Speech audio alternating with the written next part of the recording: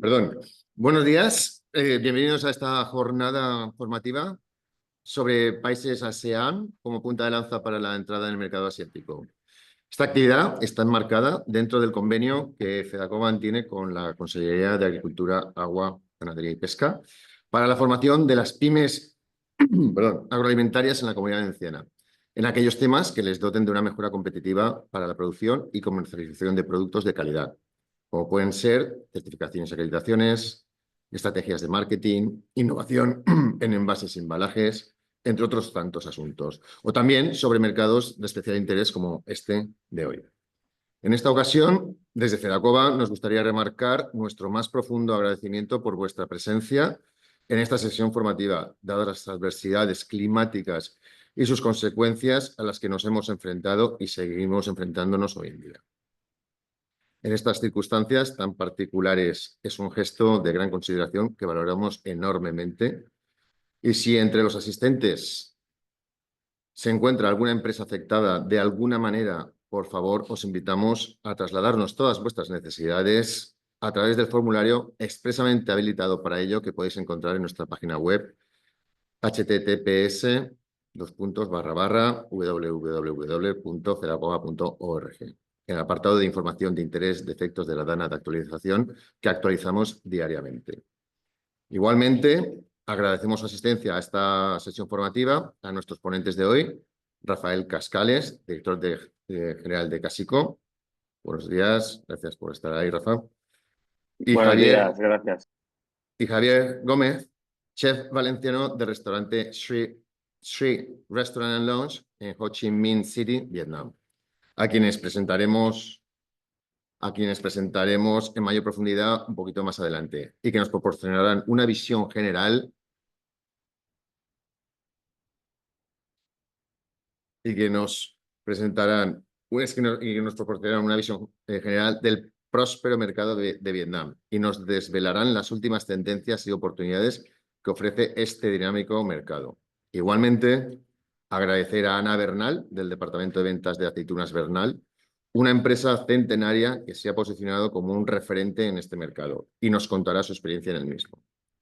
Una última indicación antes de cerrar esta primera parte de la sesión, que por motivos de fluidez de la plataforma, así como por privacidad, ya que la sesión va a ser grabada, rogamos mantengáis la cámara y micrófonos desactivados. No obstante, si en algún momento deseáis hacer alguna pregunta a alguno de los ponentes, sentíos libres de activarlos, si así lo deseáis, para una mejor interacción entre todos los participantes. Igualmente, a lo largo de la sesión, podéis dejar cualquier cuestión en el chat, que igualmente será atendida. Y ahora ya le cedo la palabra a nuestra técnico responsable del Departamento de Promoción e Internacionalización, Alicia García Reyes, para que dé comienzo esta jornada que esperemos será de vuestro interés. Alicia. Gracias, Sergio. Voy a pasar a compartir mi presentación. Si me podéis confirmar que se ve. A ver.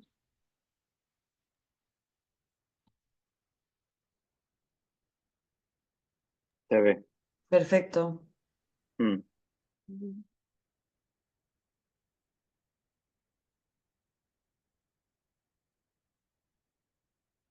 Vale, perfecto.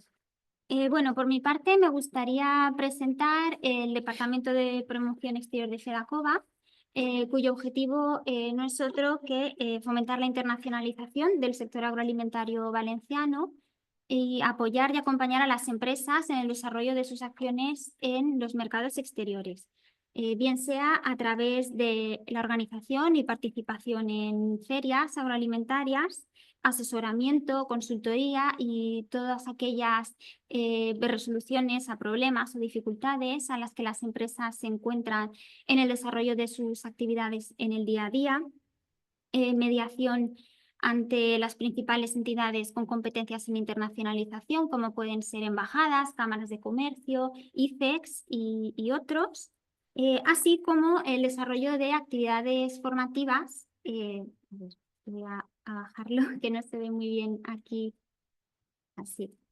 así como actividades de formación en diferentes temas de interés para las empresas, como esta jornada sobre mercados de interés que hoy celebramos.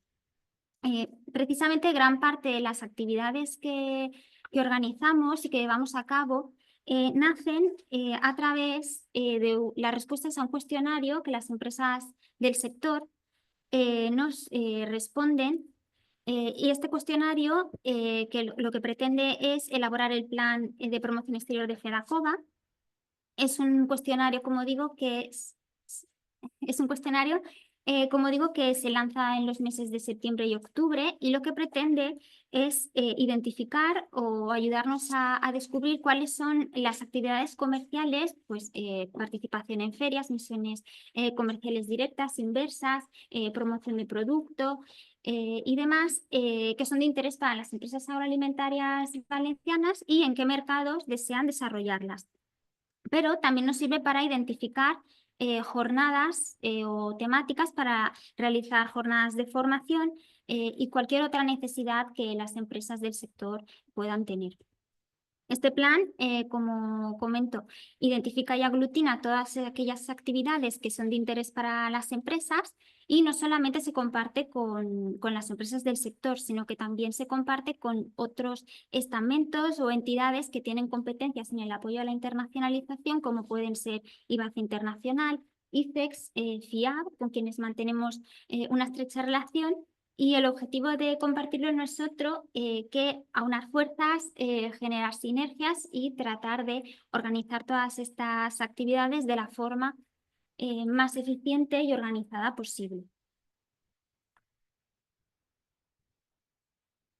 Como indica el programa, el segundo punto de esta jornada es comentaros cuáles son los mercados de interés para este próximo año 2025.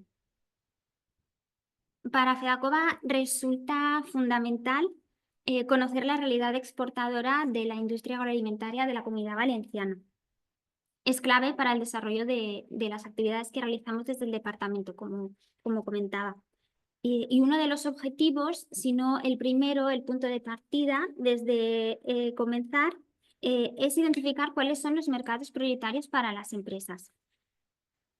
La información que voy a compartir cuenta parcialmente con datos estadísticos de comercio exterior publicados por el Departamento de Aduanas e Impuestos Especiales de la Agencia Tributaria, más concretamente extraídos a través de las herramientas Stacom del ICEX y Datacommex de la Secretaría de Estado de Comercio. No obstante, la mayor parte del plan FEDACOBA y de los datos que se extraen se nutren en su mayor parte a través de aportaciones que las empresas agroalimentarias del sector nos van proporcionando. Como comentaba, a través del cuestionario de FEDACOBA, pero también en entrevistas de un modo más personal que tenemos la ocasión de realizar en todas aquellas ferias y otros eventos a los que asistimos durante el año, más concretamente los últimos meses. Y otra fuente muy importante y muy valiosa de información para nosotros es la que nos proporciona la Comisión de Internacionalización de FEDACOBA, que es uno de nuestros 4 grupos de trabajo y a cuyos miembros agradecemos enormemente todas sus valiosas contribuciones y el compromiso que muestran en cada una de las reuniones. Este año han sido un total de 106 las empresas que han aportado información con respecto a sus productos o sectores sobre los países que encuentran de mayor interés o con mayor potencial para desarrollar sus actividades, la tipología de acciones a realizar en los mismos, así como las principales barreras que se suelen encontrar en el desarrollo de estas actividades y también efectos que la actual coyuntura geopolítica está teniendo en el desarrollo de sus intercambios comerciales. Analizada toda esta información, estos serían los mercados que se destacan para este 2025, que son los que se encontrarían, podríamos decir, en la intersección entre interés mostrado por parte de las empresas y, por otro lado, de proyección o posibilidades u oportunidades de negocio basadas en los datos estadísticos que comentaba y el resto de fuentes de información. Vamos a pasar a comentarlos un poquito más en profundidad. En primer lugar, tendríamos a Estados Unidos, que con su gran extensión territorial y la población tan diversa que cuenta, representa un mercado muy atractivo y con un potencial enorme para los productos agroalimentarios valencianos y españoles. ¿Por qué resulta Estados Unidos tan prometedor? En primer lugar, por el gran tamaño y diversidad de su mercado. Una población que es numerosa y heterogénea, al final no deja de ser un sinónimo o se traduce en una demanda que es constante y variada. Además, esta diversidad cultural permite aceptación de productos no tan típicos de la zona, sino productos extranjeros, exóticos y de importación. Asimismo, el consumidor estadounidense tiene un alto poder adquisitivo, lo que les permite acceder a productos premium y de alta calidad. En los últimos años se han observado tendencias alimentarias saludables y sostenibles, lo cual coincide con los atributos o las características de muchos productos españoles. De hecho, el producto español se percibe como sano.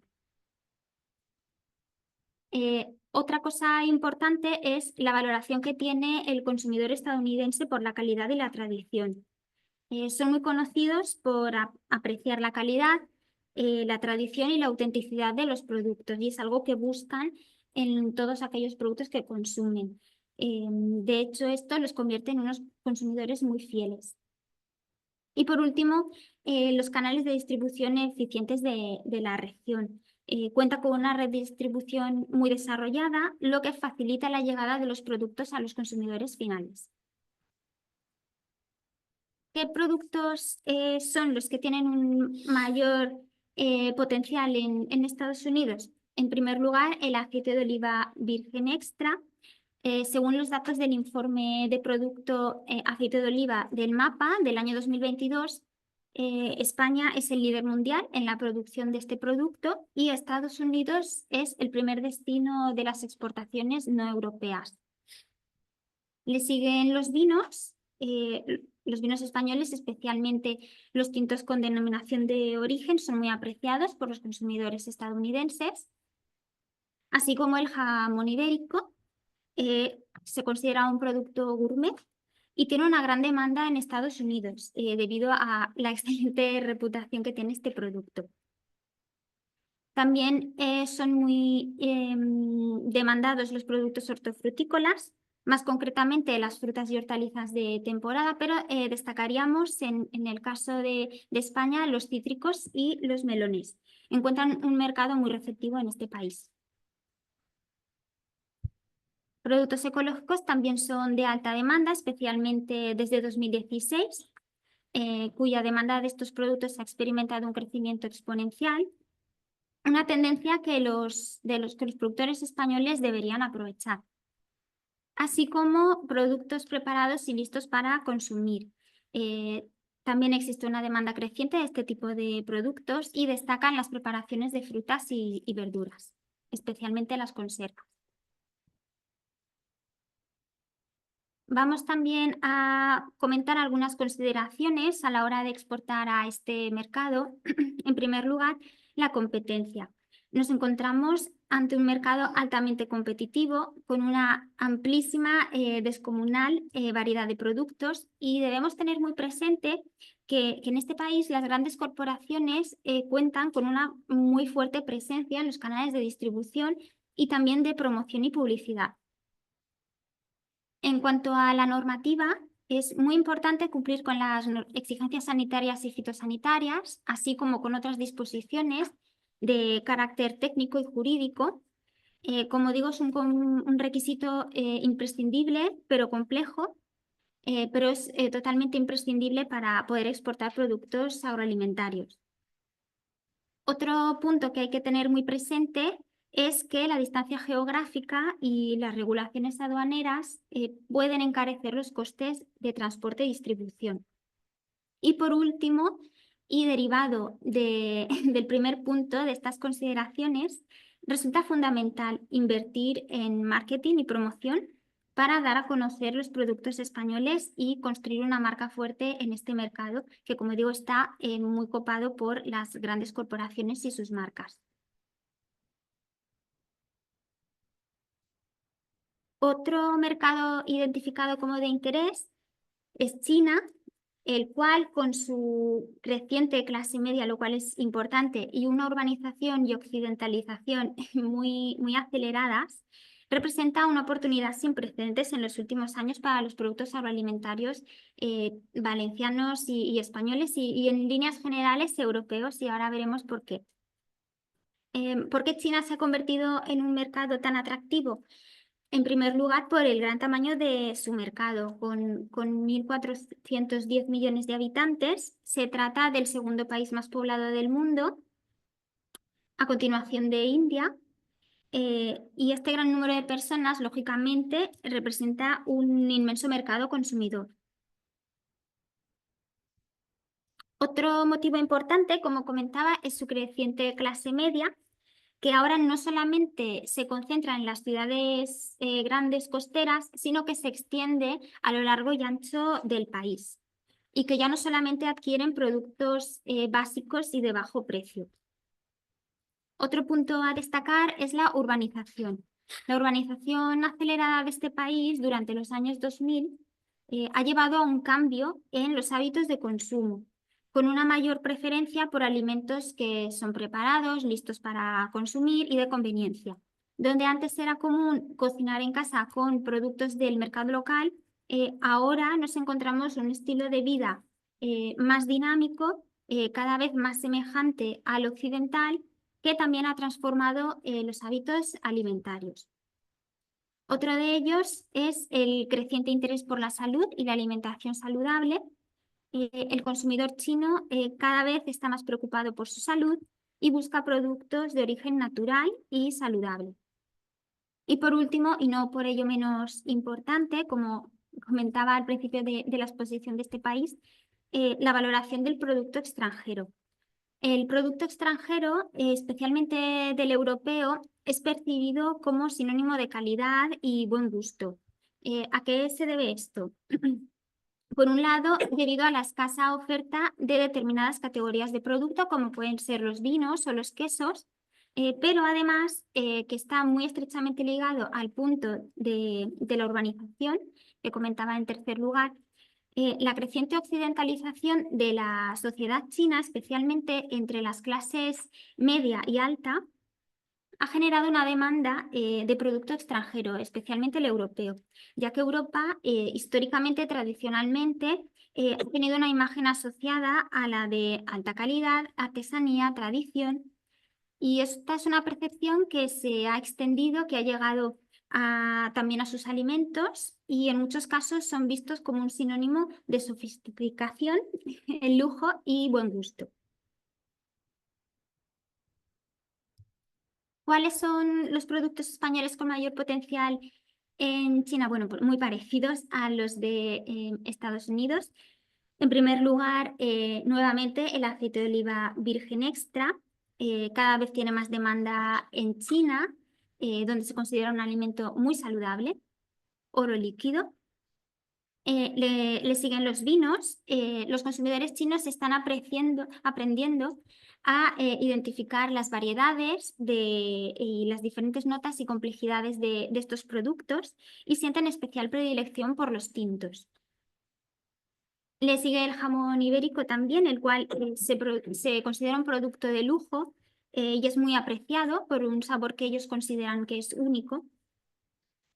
Frutas y hortalizas frescas, en especial los cítricos, las uvas o frutas de hueso, como cerezas, melocotones y nectarinas, tienen una gran demanda en este país, especialmente durante las festividades como la del Año Nuevo chino, y en algunos casos se consideran símbolos de estatus social. También tenemos que tener en cuenta que en China cada año nacen entre 9 y 10 millones de bebés, por lo que los productos infantiles como papillas, leches de fórmula y snacks saludables para niños tienen un gran potencial en China. Y como comentábamos anteriormente, el estilo de vida actual del país exige productos que sean cómodos, listos para consumir, como pueden ser snacks basados en frutos secos, bebidas preparadas como smoothies, zumos, gazpachos y comidas para microondas. ¿Qué consideraciones debemos contemplar a la hora de exportar a este país? En primer lugar, la normativa. La normativa, especialmente la sanitaria y fitosanitaria, es muy estricta y los trámites de registro suelen ser o pueden ser, en algunos casos, complejos. Las barreras arancelarias. Existen acuerdos comerciales entre la UE y China, no obstante, también existen algunos aranceles para algunos productos. Bien conocidos son el caso que afecta al sector porcino o al del vino, o más recientemente, este verano, al de los lácteos, que afortunadamente parece que no llegó a España, pero sí a otros países de la Unión Europea. La distribución en China puede resultar compleja y requiere de una red y de un apoyo que sea eficiente. Cultura y costumbres. En líneas generales es fundamental conocer la cultura y las costumbres del país de destino, de forma que podamos adaptar nuestro producto a las preferencias de sus consumidores. Y China no es una excepción.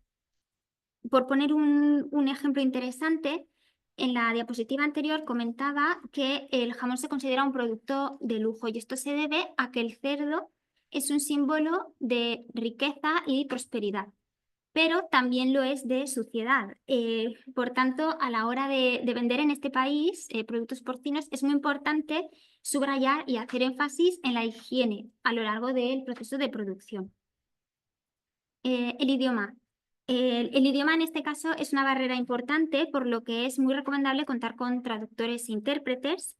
Y como mencionaba en el punto anterior, a la hora de la traducción es muy importante tener en cuenta la cultura, por ejemplo, con los términos orgánico, biológico, natural, ya que son términos que no cuentan con una traducción literal, e incluso tienen matices de significado dentro del mismo país, por lo que tenemos que tener en cuenta la cultura y costumbres a la hora también de traducir. Y por último, el e-commerce. El comercio electrónico está muy desarrollado e implantado, sobre todo a raíz de la pandemia de 2020, por lo que ahora mismo es fundamental contar con presencia online en este país. Se estima que para 2026 un cuarto de las ventas de productos de alimentación y bebidas se realizarán a través de estas plataformas. Otros países en los que encontramos interés y potencial son los países nórdicos, los cuales, con un mercado de casi 30 millones de consumidores que tienen un muy alto poder adquisitivo y un enorme interés por productos de tipo saludable, sostenible y de muy alta calidad, representan un mercado muy prometedor para nuestros alimentos. Se trata de unos países que, debido a las limitaciones agrícolas propias de la región, importan una gran cantidad de alimentos y bebidas, lo cual abre una puerta enorme a nuestras exportaciones. ¿Por qué los países nórdicos son un mercado tan atractivo?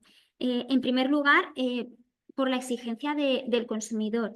Estos casi 30 millones de habitantes son muy conscientes de la calidad de los productos que ingieren y están dispuestos a pagar más por productos de alta calidad.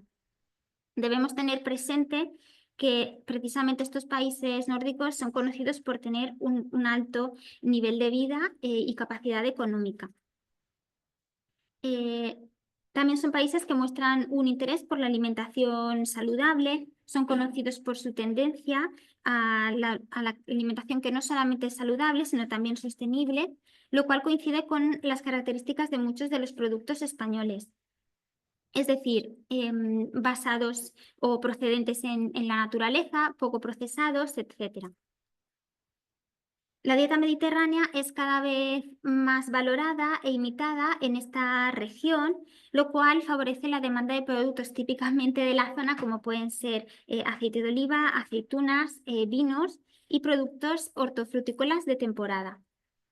Y otro punto que convierte a esta región, a este mercado nórdico, en muy interesante es que cuentan con una amplia red de distribución de tiendas especializadas en diferentes productos, como puede ser alcohol, el ecológico, productos gourmet y productos extranjeros y de importación.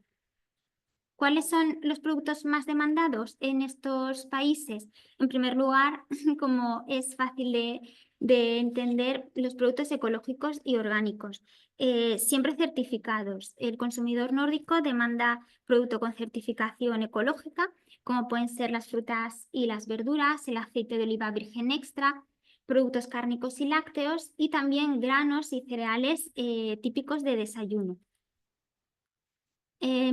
Pescado y marisco, ya que estos países comparten una pasión por el mar y sus productos, lo cual abre la puerta a productos como conservas de pescado, más concretamente destacan los mejillones y las anchoas, y también el marisco y productos congelados. También encontramos como productos con oportunidades los gourmet y delicatessen, como comentaba, en los países nórdicos sus consumidores aprecian estos productos gourmet y están dispuestos a pagar más por ellos. Entonces, en este caso, ¿cuáles son los productos que más interés dentro de esta categoría podríamos identificar? Bueno, pues podrían ser los quesos, embutidos ibéricos y conservas vegetales. Y por último, bebidas saludables, como pueden ser las bebidas vegetales, zumos naturales y agua con gas.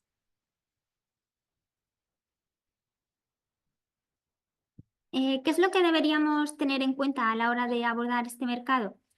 En primer lugar, la época del año. Es muy importante tener en cuenta la estacionalidad. ¿Por qué? Porque según su percepción, una dieta estacional garantiza, por un lado, una dieta más saludable, ya que son alimentos que cuentan con un mayor nivel y variedad de nutrientes, de vitaminas y minerales, lo cual no deja de ser un sinónimo de contar con una mejor salud, menor riesgo de contraer o desarrollar determinadas enfermedades y fortalecer el sistema inmunitario. Y también garantiza una dieta más sostenible, ya que promueve la diversidad de los cultivos, la conservación de los ecosistemas y la reducción de la huella de carbono. Son dos esferas que, como estaba comentando en las últimas diapositivas, son de suma importancia para estos consumidores. Y por ello, productos como frutas de verano o verduras de invierno, es decir, productos de temporada, suelen tener una mayor demanda. Otro punto a tener en cuenta es el relativo al embalaje sostenible. Los consumidores nórdicos valoran muchísimo los envases sostenibles y reciclables.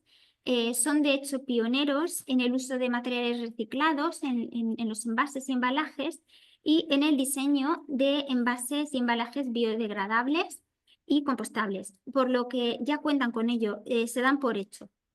Y esto va muy de la mano con las certificaciones. Obtener certificaciones de calidad y sostenibilidad puede facilitar el acceso a este mercado, ya que son considerados sellos de transparencia, de confianza y de compromiso con el medio ambiente.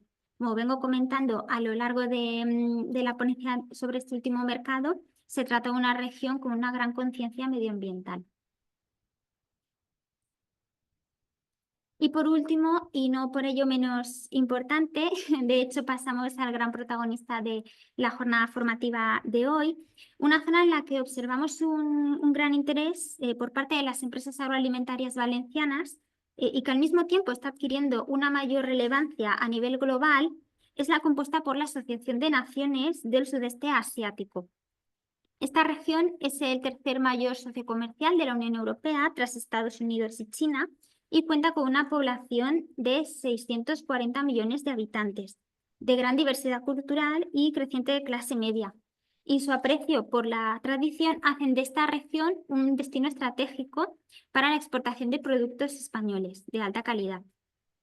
Esta pequeña introducción sería todo por mi parte, ya que para zambullirnos en mayor profundidad en este mercado, Esta mañana contamos con un experto en el mismo, que es Rafael Cascales, fundador y director de Casico, una consultora de comercio exterior que está especializada en Asia y fue fundada en 2006. Rafael es el presidente ejecutivo de ACOCEX, la Asociación Española de Profesionales de Comercio Exterior, presidente de ATEC, la Asociación de Turismo España-China, fundador de VSTI, el Vietnam Spain Tourism Institute, así como profesor y docente de comercio exterior en universidades y escuelas de negocio en España. Y cuenta con más de 25 años de experiencia en este sector. Su extensa trayectoria y profundo conocimiento del comercio internacional y especialmente de las relaciones entre Asia y España lo convierten en un referente indiscutible tanto en el ámbito de la consultoría como de la docencia. Es un placer contar con Rafael esta mañana y estamos seguros de que su ponencia nos va a resultar muy provechosa a todos. Muchísimas gracias, Rafael, por tu excelente, no hay otra palabra, disposición a colaborar con nosotros, por todas las facilidades que nos has puesto para hacer posible esta jornada. Me gustaría remarcar que Rafael se encuentra en Vietnam, por lo que te agradecemos especialmente tu participación esta mañana con nosotros. Te cedo la palabra. Encantado y muchas gracias a vosotros. Buenos días a todos, buenas tardes aquí en Vietnam. Encantado de participar en esta jornada de FEDACOVA por primera vez. Por supuesto, quería empezar mandando un saludo grande y afectuoso a todos vosotros, especialmente a los afectados por la catástrofe climática, y espero que, bueno, en la medida de lo posible estéis dentro de lo que cabe y que podáis enfocaros en lo que hace falta en una empresa, ¿no? Así que muchas gracias por estar aquí presentes hoy en esta charla que voy a tener de unos 45 minutos con todos vosotros sobre Vietnam en términos generales y un poco luego más en detalle en España, lo que se refiere a España, lo que se refiere a la Comunidad Valenciana. Me gustaría indicar que preferiblemente me gustaría que las preguntas, si hubiese algunas, sean al final, habrá tiempo suficiente. Y nada, sentidos libres al final para preguntarme todo lo que necesitéis al respecto. Voy a compartir pantalla, que espero que se vea. ¿Se ve, verdad? Sí, ¿Me perfecto. puedes confirmar, Laura? Genial, genial. Pues voy a comenzar, como os decía, con un poco una presentación genérica de mayor a menor. A ver si consigo. Aquí, vale. Con una introducción genérica de más macro a más micro, un contexto geográfico, histórico, el entorno en el que se encuentra el país, su economía y comercio, importante tratado de libre comercio, FTA con la Unión Europea, España, Comunidad Valenciana y una conclusión final. Para que os hagáis una idea, y esto quizás salga más adelante en la presentación, tenéis que considerar Vietnam como una especie de mini China. ¿Por qué? Porque además de tener vínculos históricos, como veremos ahora, muy grandes, su estructura política, sociopolítica, es exactamente igual que la China, es decir, partido único, comunista, no hay una democracia como la entendemos en el estilo occidental, y se rige exactamente por las mismas normas administrativas. En estos momentos tienen una población de unos 100 millones de habitantes, de los cuales aproximadamente 35 millones son población de clase media, es decir, potenciales consumidores o clientes para nuestros productos. La capital es Hanoi, que está en el norte, la veis arriba con una estrellita, y existe esta dualidad Hanoi-Ho Chi Minh, que sería un paralelismo claro entre Pekín y Shanghai en China. Como conocéis, aunque lo veremos ahora más adelante, llegó a existir un Vietnam del Norte y un Vietnam del Sur. Ganó, digamos, la parte del norte, por eso la capital se quedó en Hanoi. No obstante, Ho Chi Minh o Saigón es la capital de los negocios, donde yo me encuentro ahora mismo y donde se suelen hacer todos los negocios a nivel de comercio y a nivel de producto internacional, vamos a decir. Otras ciudades relevantes, aparte de Hanoi y Ho Chi Minh, son las que veis en los circulitos, que es Da Nang en el centro, Can Tho como capital del delta del Mekong en el sur, y el puerto principal de Vietnam, que es Haiphong, que está al lado de Hanoi, como veis ahí en el norte. Actualmente el dong vietnamita, que es la moneda, está un poco más alto, está en unos 26.000 Vietnam dongs por €1. El 80% de la población no profesa ninguna religión, muy al estilo chino. Y, como os decía, es una república socialista bajo el Partido Comunista y que tiene una constitución desde 1992 y que se modificó por última vez en 2013. Destacar que hay 58 provincias en todo el país y estas 5 ciudades que he comentado antes son ciudades autónomas, es decir, aunque dependen del gobierno central, tienen mucha más autonomía que una ciudad normal. Por población es un poco lo mismo. Los grandes centros neurálgicos, como veis abajo, es Ciudad Ho Chi Minh o Saigón, y en el norte Hanoi, con la importancia de Haiphong, Da Nang y Can Tho, también en términos de población, como ciudades principales. Un contexto histórico muy rápido para que nos centremos y tengáis una perspectiva. Mucha relación con China, las eras dinásticas desde el siglo III antes de Cristo hasta el siglo I después de Cristo, prácticamente mucho intercambio con la China de entonces. Después del siglo I hasta el siglo XIX, la prevalencia de las dinastías ya vietnamitas Taizong y Nguyen. Como curiosidad, todos los que conozcáis un poco Vietnam, Nguyen, que se pronuncia Nguyen, es el apellido mayoritario, abrumadoramente mayoritario, y viene de esta época de la dinastía Nguyen. Desde 1887 a 1945 existe el protectorado francés, lo que se llamó la Unión Indochina, es decir, una ocupación francesa del país, que además convivió desde el 40 al 45 con una ocupación japonesa y que coincidió con la guerra civil china entre el Partido Comunista de Mao Zedong y, digamos, la facción democrática que acabó huyendo a Taiwán, como todos sabéis. Entonces ahí existe una coexistencia de guerra con China, guerra con Japón, guerra con Francia. En 1945, debido a esto, Ho Chi Minh, el padre de la nación, Ho Chi Minh, declara la independencia como República Democrática de Vietnam frente a estas invasiones extranjeras. Desde 1946 a 1954 se da lo que se dice la Primera Guerra de Indochina, que es los franceses que estaban presentes frente a los vietnamitas que habían declarado su independencia. Se sigue la paz en la Conferencia de Ginebra y se establece, como he mencionado antes, ese Vietnam del Norte y Vietnam del Sur. En el 55 comienza la Segunda Guerra de Indochina, que es lo que conocemos nosotros como la Guerra de Vietnam, que es básicamente una guerra civil entre el norte y el sur para volver a unificar el país y que, a pesar de los esfuerzos de Estados Unidos para evitar un nuevo Estado comunista, gana el norte, gana la facción socialista comunista y se unifica el país como un solo Vietnam en forma de república socialista. En 1987, un punto muy importante es que comienza la reforma, ¿no? El país está unificado, pero está en la más absoluta pobreza, lo que se conoce como Doi Moi, la reforma del país. En el 92 se aprueba una nueva constitución y ya en el 95, apenas 40 años después de esta unificación, se da entrada en ASEAN, que es la comunidad de estados del sudeste asiático, y se normalizan relaciones con China y con Estados Unidos a pesar de las guerras, ¿no? En el 2000 incluso se firma el acuerdo bilateral comercial con Estados Unidos y en 2006 Vietnam entra en la Organización Mundial del Comercio.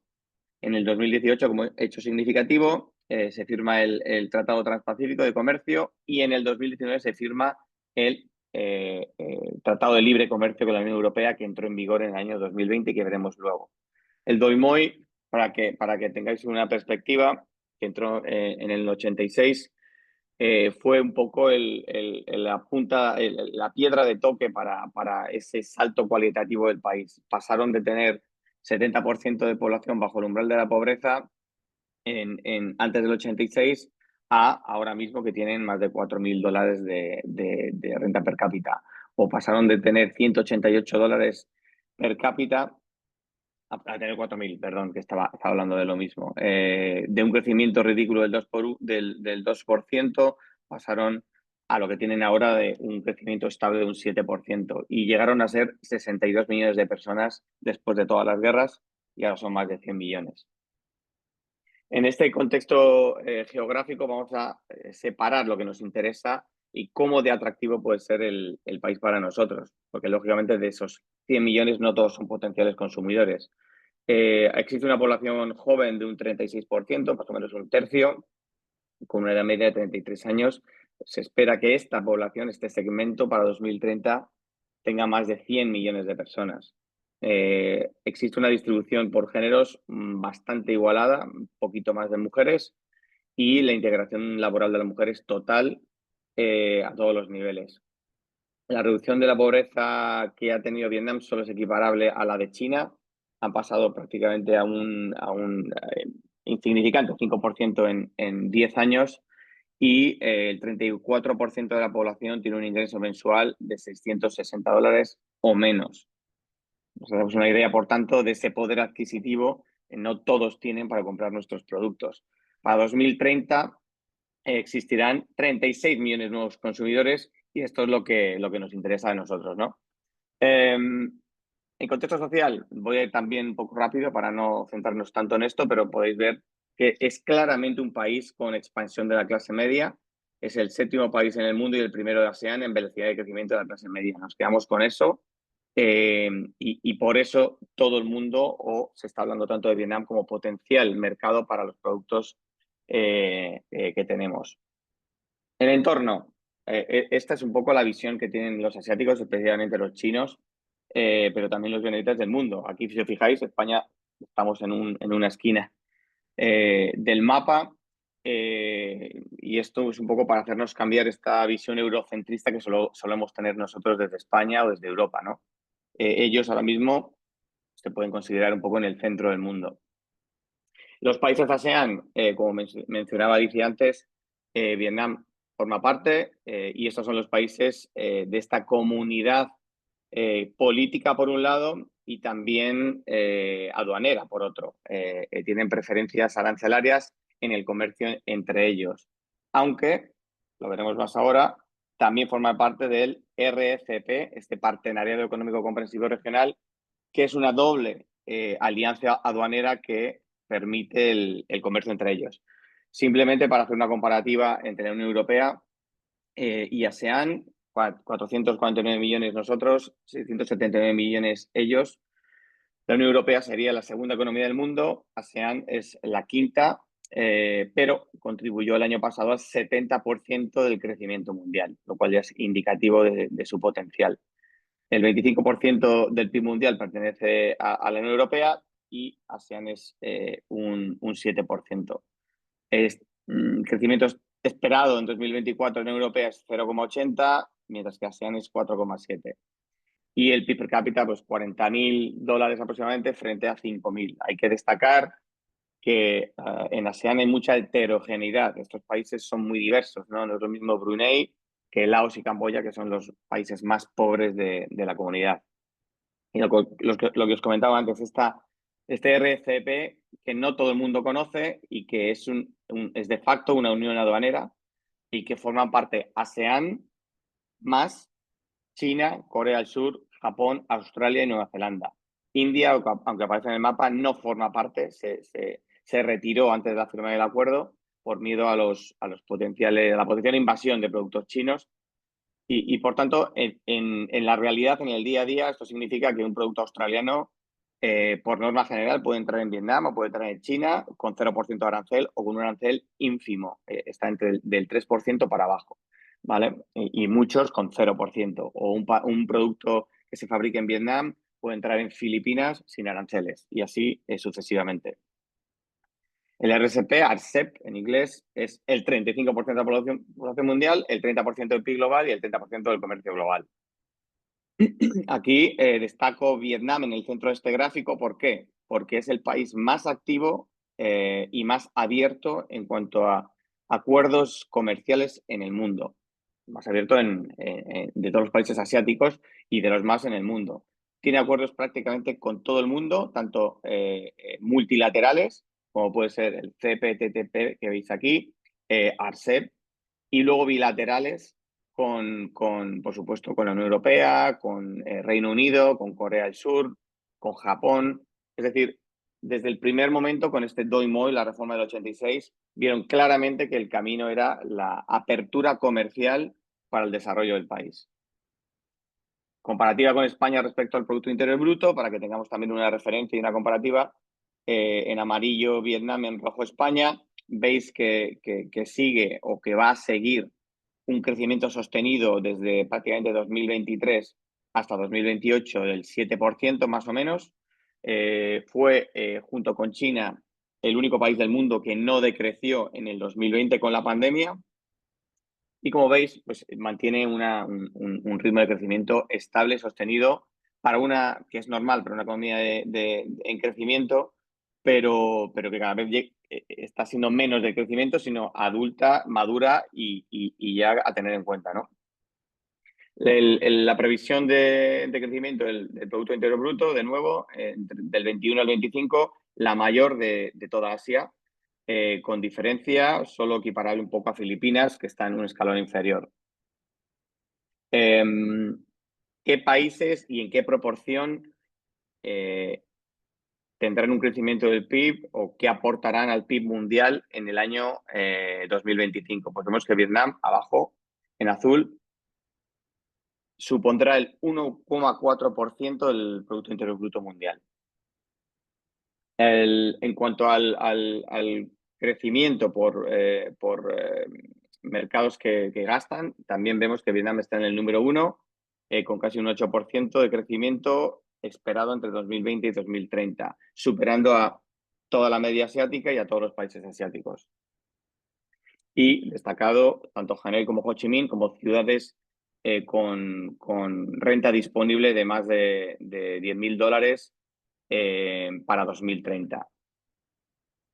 Además, Vietnam será el 10º mayor mercado del mundo en 2030, columna de la derecha, subiendo varias posiciones, si lo veis, está aquí en el medio.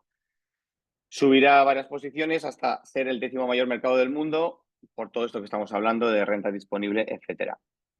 Además, en cuanto a comercio, para que tengáis también una idea, cuáles son los partners principales, tanto para importación, es decir, ¿de dónde compra más Vietnam? Pues principalmente de China, Corea del Sur, resto de países ASEAN, Unión Europea en cuarto lugar y Estados Unidos emparejados. Y se espera que en los próximos años, con este Tratado de Libre Comercio con la Unión Europea, esta cifra mejore. Además, ¿qué productos importa más China? Importa más Vietnam, columna de la izquierda. Partes y computadoras completas, maquinaria, teléfonos y sus componentes, vestidos, garments, ropa y plástico y materia prima. No quiere decir que no importe producto agroalimentario, pero lógicamente las partidas que tienen mayor valor añadido, pues lógicamente al ser estas cifras en importe, pues facturan mucho más. Y que supone el Tratado de Libre Comercio de la Unión Europea con Vietnam. Hay que decir que es un acuerdo de los que llaman 2.0, no es un acuerdo normal, es un acuerdo de nueva generación que incluye tanto comercial, es decir, productos, como servicios, como inversiones y como además protección del medio ambiente, ¿no? Mercado de bienes, como digo, liberalización arancelaria casi al 99% en 10 años. Mercado de servicios, nuevas oportunidades de acceso al mercado, contratación pública también para las licitaciones, propiedad intelectual, que veremos ahora cuáles están protegidas las españolas, reglas y disciplinas, es decir, know-how que la Unión Europea quiere compartir y quiere hacer partícipe a Vietnam para su mejora como país, desarrollo sostenible y sociedad civil. Todo esto es el acuerdo. En bienes específicamente, nos vamos a centrar. Supone una liberalización arancelaria casi total, reglas de origen claras y flexibles, una cooperación aduanera reforzada y facilitación del comercio. A día de hoy las aduanas funcionan mejor que hace 5 años, pero esperemos que peor que dentro de 5 años. Barreras no arancelarias en cuanto a vehículos, productos farmacéuticos, energías renovables se irán quitando y se produce una facilitación del comercio de productos de origen animal y vegetal. Actualmente, y si queréis lo comentamos más adelante, por ejemplo, se puede vender pescado procesado, es decir, conservas y cualquier tipo de procesamiento de pescado sin tener que estar en ninguna lista. Sin embargo, por ejemplo, si se quiere vender pescado, exportar pescado en bruto, es decir, pescado congelado o carne de cerdo, por ejemplo, sí que hay que estar en una lista aprobada por el Ministerio de Sanidad vietnamita.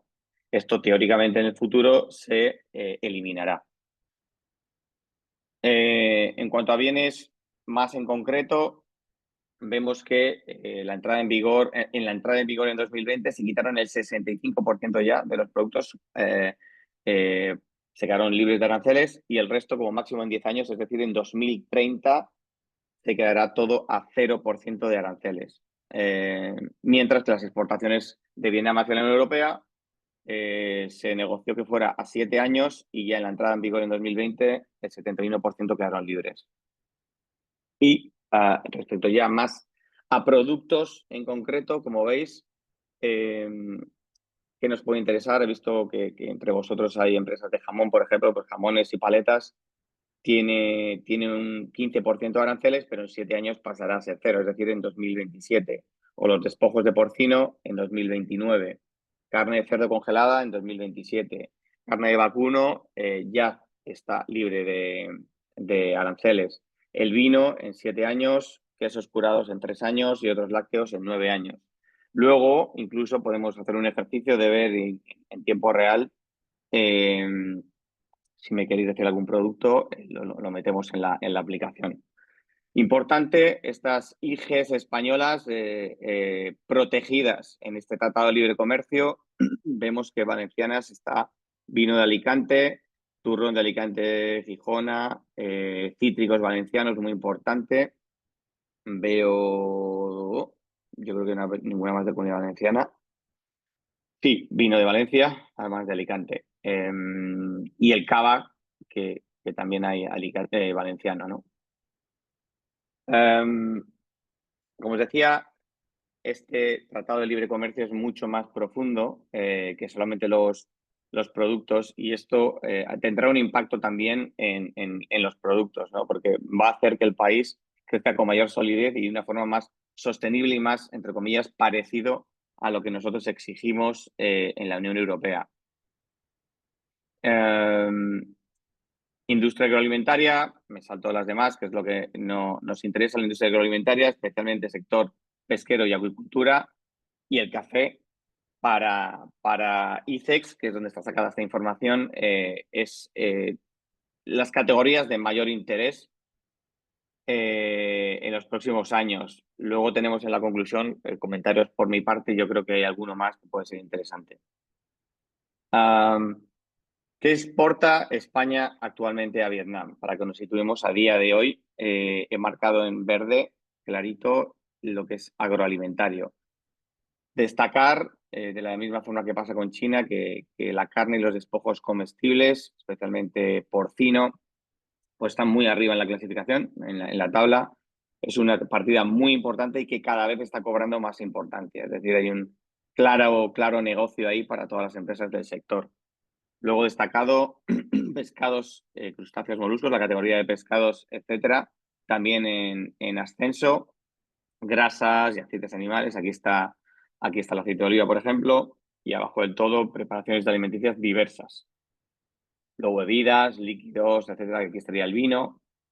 Y en definitiva, ya tenemos cierta presencia como España, país exportador, a Vietnam. Se puede ver en el mercado cuando se viene a Vietnam. Yo cuando vine hace 7 años, por ejemplo, solo había un restaurante español en Saigón y ahora hay más de 9. Bueno, esta evolución en los últimos 7 años también arrastra a que haya más productos españoles que, como decía Alicia, hablando de China y de Estados Unidos, se perciben como productos de calidad, no tanto elitistas, pero sí de calidad contrastada y confiables. Comunidad Valenciana, datos extraídos de IBACE. vemos que de enero a agosto del 2024, en datos de exportación general de la Comunidad Valenciana, general no solo a Vietnam, esos datos globales macro, hay un ligero descenso en los primeros 8 meses del año en cuanto al crecimiento de las exportaciones en general, con, bueno, a Castellón el único que se mantiene un poco ahí igual, ¿no? En los sectores, principalmente destacado en rojo lo que nos interesa. Tanto en Alicante como en Valencia hay una parte importante de alimentación bebidas dentro de este peso en lo que se exporta en términos generales. Además, esto, si nos centramos solo en el agroalimentario, vemos que España está creciendo un 6,6% los primeros 8 meses del año y la Comunidad Valenciana un 7,3%. Es decir, Comunidad Valenciana decrece en exportación general, pero crece en exportación de agroalimentario. ¿Y qué exporta la Comunidad Valenciana a Vietnam?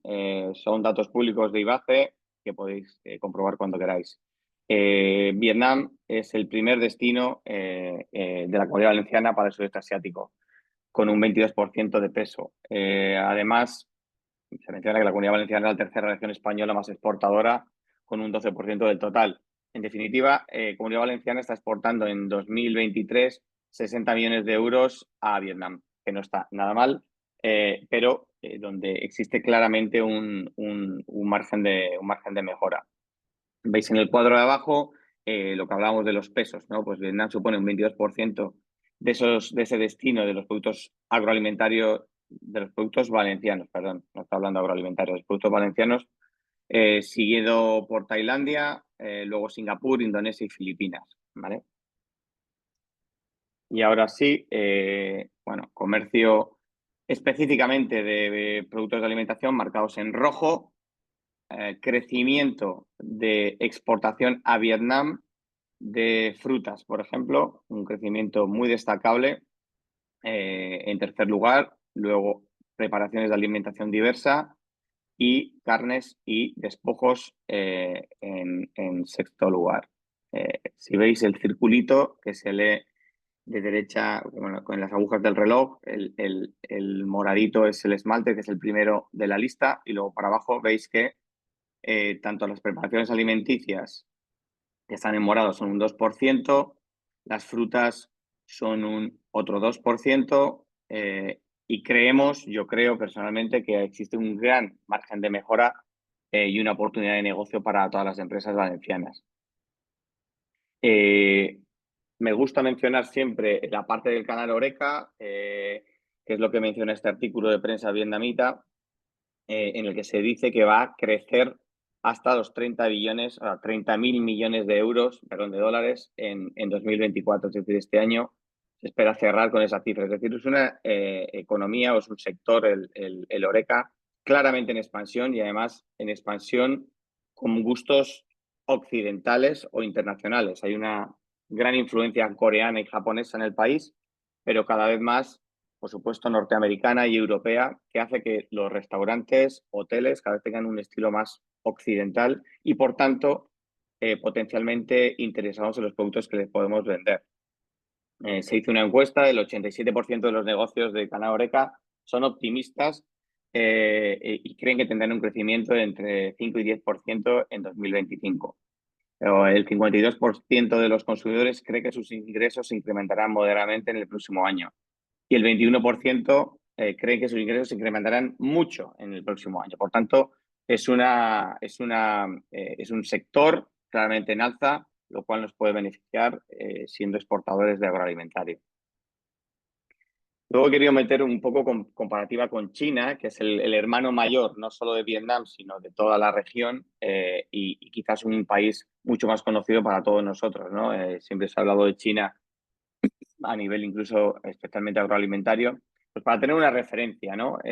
Actualmente China es el país más importante en Asia para la Comunidad Valenciana y Vietnam es el primero en sudeste asiático, por tanto hay cierto paralelismo que interesa seguir, ¿no? ¿Qué vende más Comunidad Valenciana a China, especialmente en preparados, en alimentación. Pues si veis, la categoría que más crece en China de producto valenciano de alimentación es las preparaciones, alimentaciones diversas, ¿no? Preparados a comida procesada de alguna forma, en las que se incluyen pues, todo tipo de productos, como os podéis imaginar. Luego las conservas vegetales, en cuarto lugar, pero es muy significativo que crezca tanto esta categoría en China, en un momento en el que China económicamente no está bien. Es decir, está restringiendo sus importaciones de forma general. Si veis abajo, por ejemplo, el vino, no solo de Comunidad Valenciana, sino de todo el mundo, pues se ha pegado un decrecimiento enorme, ha dejado de importar en gran medida vino China. Sin embargo, está importando cada vez más preparaciones alimenticias de la Comunidad Valenciana.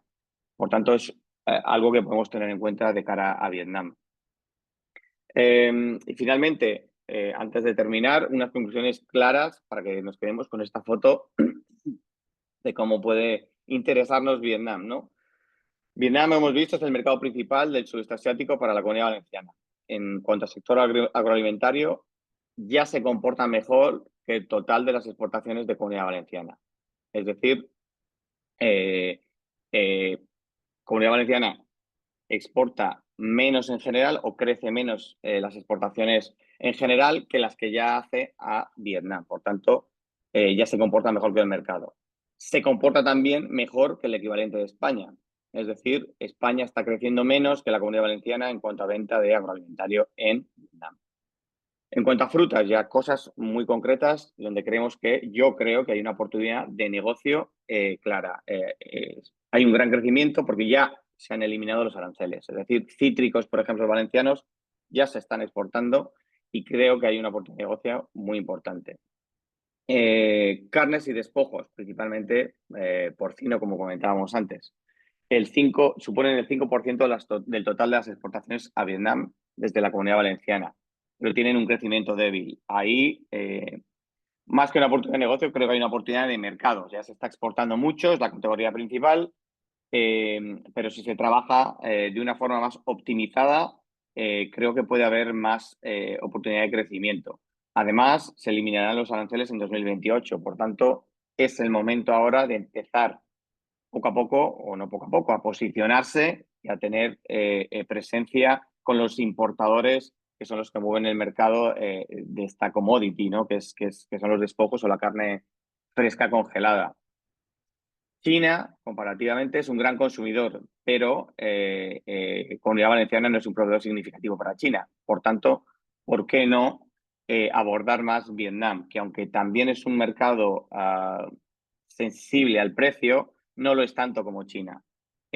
Por tanto, quizás se puede hacer un pequeño desvío, ¿no? De eso que podemos vender en China, venderlo en Vietnam, porque bajo mi punto de vista tiene más potencial. Además, tiene menos producción y está la duda de qué ocurrirá con Estados Unidos. Estados Unidos puede vetar nuestro porcino para su entrada en Estados Unidos. A lo mejor interesa también poner los ojos en Vietnam, que aunque no es un mercado tan grande, pues la carne de cerdo al final es un commodity que se consume diariamente en el país. Es un producto perfectamente, forma parte de su dieta cotidiana. Preparados alimenticios, este genérico de alimentos en general procesados, aunque solo es el 2% del total de las exportaciones a Vietnam de la Comunidad Valenciana, tiene un crecimiento significativo. Y por ello creo que hay una oportunidad de negocio muy importante si además nos fijamos en cómo se está comportando China. Si consideramos que Vietnam es China con 10 años de decalaje, podemos, lógicamente salvando la distancia de la magnitud de los dos países, se pueden seguir los pasos de China, donde es la categoría con más crecimiento y ya es un 4% de las exportaciones de la Comunidad Valenciana.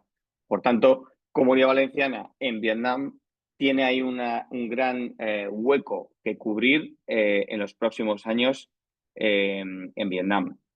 Y por último, ¿qué categorías considero que hay una oportunidad de mercado y se pueden explotar más incluso de lo que ya están.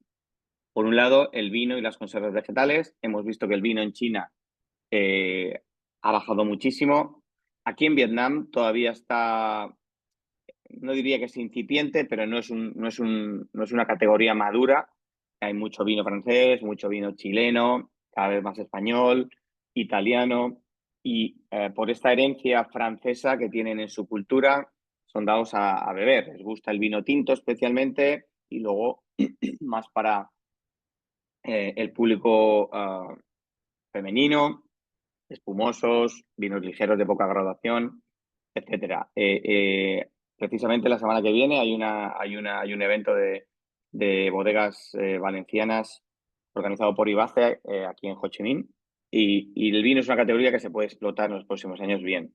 Además, las conservas vegetales, por supuesto, vemos que es un producto demandado cada vez más. Se exportan mucho a China y, por tanto, no hay ningún motivo para que no se exporten a Vietnam. Mis conclusiones son esas. Yo creo que tenemos unos 10 minutos para responder vuestras preguntas, comentarios. Yo encantado de ver lo que tengáis que decir. ¿Os tenéis alguna duda concreta de vuestro sector? O podemos ver, si queréis, en qué estado está vuestro producto cuando se quitarán los aranceles. Pero bueno, habéis visto que hay esta evolución de eliminación de aranceles que va a terminar en 2030 y que para algunos ya ha terminado, como para los cítricos, y por tanto es interesante atacar el mercado.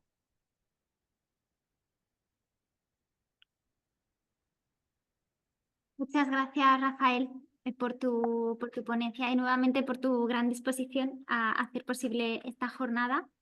Estoy observando que Encantado. todavía no se ha conectado Javier, que es el siguiente ponente de hoy. Sí, Es un chef, vamos. Sí, un chef valenciano que estuvo 4 años, si no me equivoco, eso es. en un restaurante como director, Sí, en sí, un restaurante de Vietnam. en Ho Chi Minh estuvo, sí. Más de 4 años, y Ujú. creo que su experiencia es muy valiosa. A ver si se conecta. Pero vamos, mientras tanto podemos responder preguntas. Pues, a ver, bueno, lanzamos a los asistentes la pregunta, bueno, tanto a los presenciales que tenemos aquí esta mañana como a los virtuales. Si alguno desea hacer una pregunta ahora mismo para aprovechar este ratito hasta que entre Javier, a Rafael, pues ahora es el momento. Mm.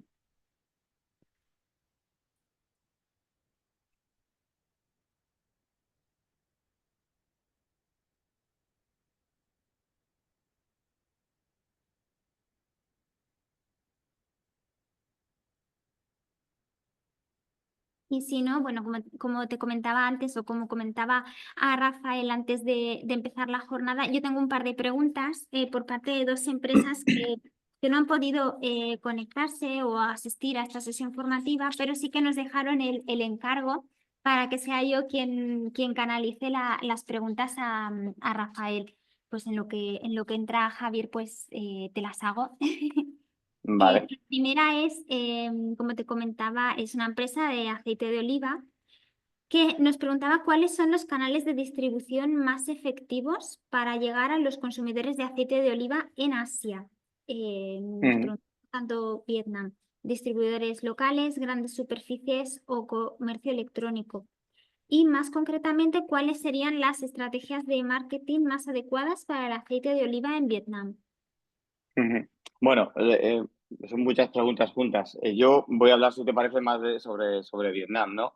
Eh, a ver, el aceite de oliva, en los últimos años hemos visto un crecimiento en el precio brutal, ¿no? Esto, lógicamente, ha afectado a vamos a decir, la popularidad del aceite de oliva, que de ser un artículo caro ha pasado a ser un artículo completamente de lujo en este país, ¿no? Actualmente hay presencia de aceite de oliva español, entiendo, y hoy por supuesto que hablamos de aceite de oliva, botellas de 750, de medio litro, no hablamos de aceite de oliva para cocinar. Eh, eh, el aceite de oliva, actualmente, la mejor estrategia es, uno, contactar con los importadores especializados en producto internacional para que distribuyan en tiendas de conveniencia, tiendas especializadas en producto internacional y, en menor medida, supermercados y hipermercados. Estas son las tres principales. Luego, comercio electrónico sí hay, pero aunque está muy desarrollado para la alimentación y para productos tan españoles como el aceite de oliva, no va a ser tan, no va a ser tan, digamos, no va a tener tanto volumen, ¿no? Por tanto, lo primero que yo diría es contactar con estos importadores destacados, especializados en producto internacional y que tienen una gran gama de producto en la que pueden incluir el aceite de oliva y vender en estas tiendas especializadas y en las tiendas de conveniencia, que es donde más se vende. Luego está la otra parte, que es la del canal Horeca, ¿no? Este aceite de oliva que utilizan los chefs, y nos podrá decir Javier luego, para ese último toque en una ensalada o en un plato. Por supuesto, no para cocinar. Para cocinar, los chefs aquí utilizan principalmente eh, aceite, mezclas, garrafas de 5 litros que compran habitualmente en el Macro, que se llama Megamart aquí. Y son aceites peores, lógicamente. Sí que veo una oportunidad de negocio en el aceite de orujo, que es lógicamente mucho más barato y que para ellos no tiene esa connotación negativa que tiene para nosotros, por ejemplo, ¿no? Nosotros en España el aceite de orujo pues prácticamente se consume mucho menos que el aceite de oliva y tiene hueco de mercado porque tiene mucho menor precio y creo que puede ser interesante. La otra pregunta, si la respondemos, que está Javier aquí ya. Vale, Ok, bueno, bien, otra pregunta en el chat de Dayana Sí, Naranjo, que nos pregunta cuál sí. sería la manera más fácil y efectiva de contactar con empresas para distribuir platos preparados en Vietnam. Es un poco lo mismo. Platos preparados claramente es tiendas de conveniencia y gran distribución o distribuciones de supermercados y tiendas de conveniencia. Y ahí hay que encontrar al importador adecuado, ¿no? Que se implique y que crea en el producto y que te lo mueva en el mercado. Sí que hay que tener en cuenta que tanto Ho Chi Minh como Hanoi son dos mercados diferentes, normalmente cubiertos por diferentes distribuidores. Es decir, yo soy partidario siempre de tener al menos dos distribuidores, uno para el norte y uno para el sur, eh, y no tener uno para todo el país, porque son hasta culturas un poco diferentes, ¿no? Sí. De acuerdo. Tenía otra pregunta de otra empresa, pero veo que Javier ya está aquí con nosotros. No sé cómo va de tiempo, si prefiere hablar ahora o si nos da 5 minutitos para resolver la última pregunta. Lo que Sí, nos sí, estoy bien, podéis seguir, no hay Vale, problema. genial. Pues te lanzo la otra pregunta por terminar con estas dos que me Sí. hicieron llegar las empresas. Es de una empresa de helados que quiere conocer cuáles son los hábitos de consumo de estos productos en cuanto a la estacionalidad, el formato, si lo prefieren en tarrina, si lo prefieren en sándwich, en cono, bueno, toda Mm. la que hay. Qué sabores son los que más gustan y los segmentos de mercado a los que dirigirse, así como alguna consideración a tener en cuenta a la hora de exportar a este país, ya que se trata de un producto un poquito más delicado. Sí, del que hay peculiar. Es cierto, el helado, lo que hemos visto los últimos 5 años aquí en Ho Chi Minh, en el sur, eh, está habiendo una pequeña, digamos, explosión, ¿no? Tampoco no hay muchos, pero han empezado a abrirse heladerías pues con concepto nórdico, concepto italiano. No hay mucho, aparte de las asiáticas siempre ha habido. Pero claro, hay que considerar que, uno, el producto va a venir de España, por tanto, va a ser un producto, no va a ser barato. Eh, por tanto, tu público objetivo siempre va a ser esta clase media alta o clase alta eh, para consumir. Dos, normalmente les gusta más la tarrina que no el cucurucho, ¿vale? Más en tarrina. Y tres, hay que tener en cuenta la dificultad que aún hoy tiene Vietnam en cuanto a infraestructuras y mantener la cadena de frío del congelado, ¿vale? La cadena de frío del refrigerado está ya perfectamente, pero la del congelado todavía no está tan lograda, ¿vale? Entonces, esto es un tema a tener muy en cuenta a la hora de decidir con qué importador, con qué distribuidor me alío, ¿de acuerdo? Pero en cuanto a los hábitos de consumo, es muy parecido a España, lógicamente, una heladería, con la ventaja de que, por ejemplo, en el sur de Ho Chi Minh hace calor todo el año sabéis que existe en el sur la temporada de lluvias y la temporada de seca. La temporada seca ha comenzado hace un mes, va de octubre a abril y luego va la temporada de lluvias. Aún en la temporada de lluvias hace mucho calor. Esto en el sur. En el norte hace mucho calor, pero es un clima más continental. Es decir, en invierno, empezando ahora, noviembre, diciembre, enero, febrero, hace fresco o frío. Por tanto, sí que habría una temporalidad para los helados, si se quiere vender en el norte, que se reduciría de marzo a octubre aproximadamente. Pero en el sur todo el año se puede vender y por eso estamos viendo que hay cada vez más heladerías aquí. De acuerdo, pues muchas gracias, Nada. Javier, Rafael, perdón, por resolver las preguntas de estas dos empresas.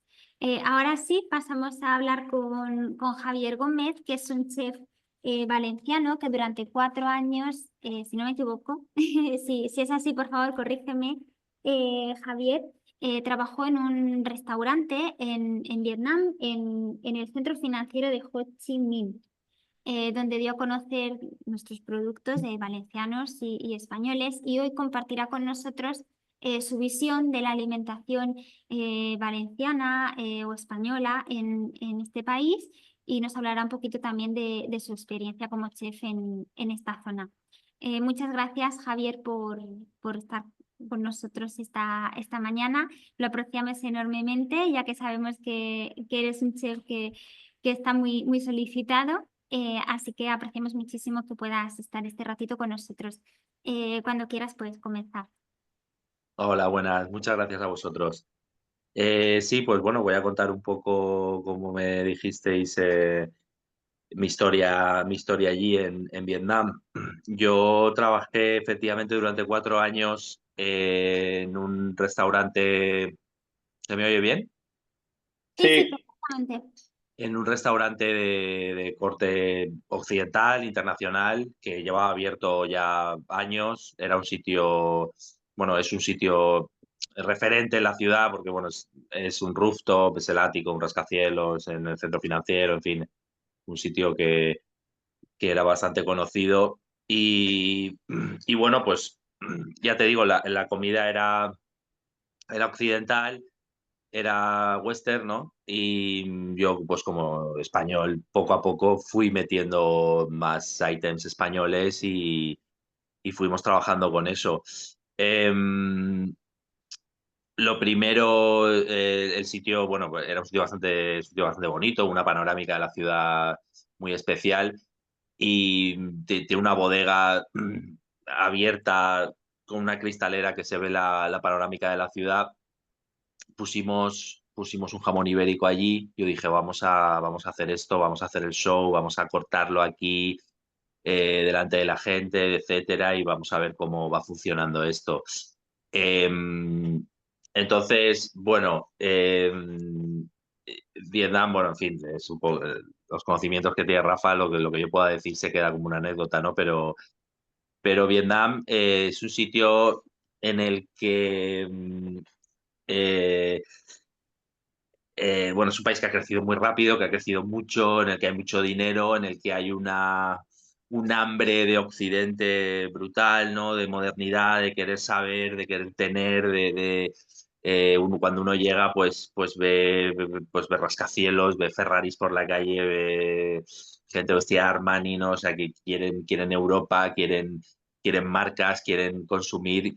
Pero luego cuando uno entra en materia y empieza a trabajar y empieza a conocerlos y pasa un tiempo allí y tal, pues se da cuenta de que hay una cultura muy antigua, muy antigua, muy atrasada a nosotros y que no resulta tan sencillo, ¿no? O sea, entonces, lo digo, bueno, volviendo al jamón, pues eso, ¿no? O sea, es la novedad, es algo caro, ¿no? Esa sociedad, esos nuevos ricos que hay que quieren consumir Occidente y que les encanta, eh, eh, lo hacen, pero luego pues uno se pone a cortar el jamón y preguntan si es un cordero, si es una vaca, o sea, no saben nada, ¿no? Es una pasada, o sea, uno puede tener la sensación de que de que tienen ese conocimiento de Occidente, pero realmente no lo tienen, ¿no? O sea, hay bastante fachada de gente de nuevo rico, ¿no? De gente que quiere, pero cuando uno empieza a trabajar se da cuenta de que está detrás de una cultura súper atrasada y súper antigua en muchos sentidos y muy lejana a nosotros, ¿no? El jamón se vendió bien y se vendía bien, también en parte por ese show, ¿no? Es muy importante el show, ¿no? El show es fundamental. El marketing es fundamental, los colorcitos y las lucecitas son fundamentales. Todos tienen un móvil en la mano, todos tienen una tablet en la mano. Los influencers son importantísimos, mucho más que aquí. Y, y pues en este caso, el ejemplo del jamón, pues eso, ¿no? Estar allí cortándolo fuera, el cocinero extranjero que te cuenta la historia de la dehesa, qué tal, pues es todo muy folclórico y tal, y muy curioso, y lo consumen y tal. Luego habría que ver si les gusta el jamón realmente o si les gusta tanto como tú crees que les puede llegar a gustar o como tú das por hecho que les debería de gustar. O sea, hay muchas cosas que tú das por hecho que son extraordinarias, como puede ser un jamón ibérico, pero volvemos a lo que he dicho antes, te chocas con una cultura que está pues al otro lado del mundo, está al otro lado del mundo y bastante atrasada en muchos sentidos, ¿no? Han crecido muy rápido, han crecido mucho, pero ya te digo, o sea, hay una fachada ahí que parece que estás en Nueva York, pero no estás en Nueva York, estás en Vietnam. Y esto ocurre con muchas cosas, ¿no? Luego, pues, puse la paella, por supuesto, y pues, por ejemplo, pues otra vez lo mismo, ¿no? Uno puede pensar, hombre, con el arroz que se consume aquí, pues la paella triunfará, ¿no?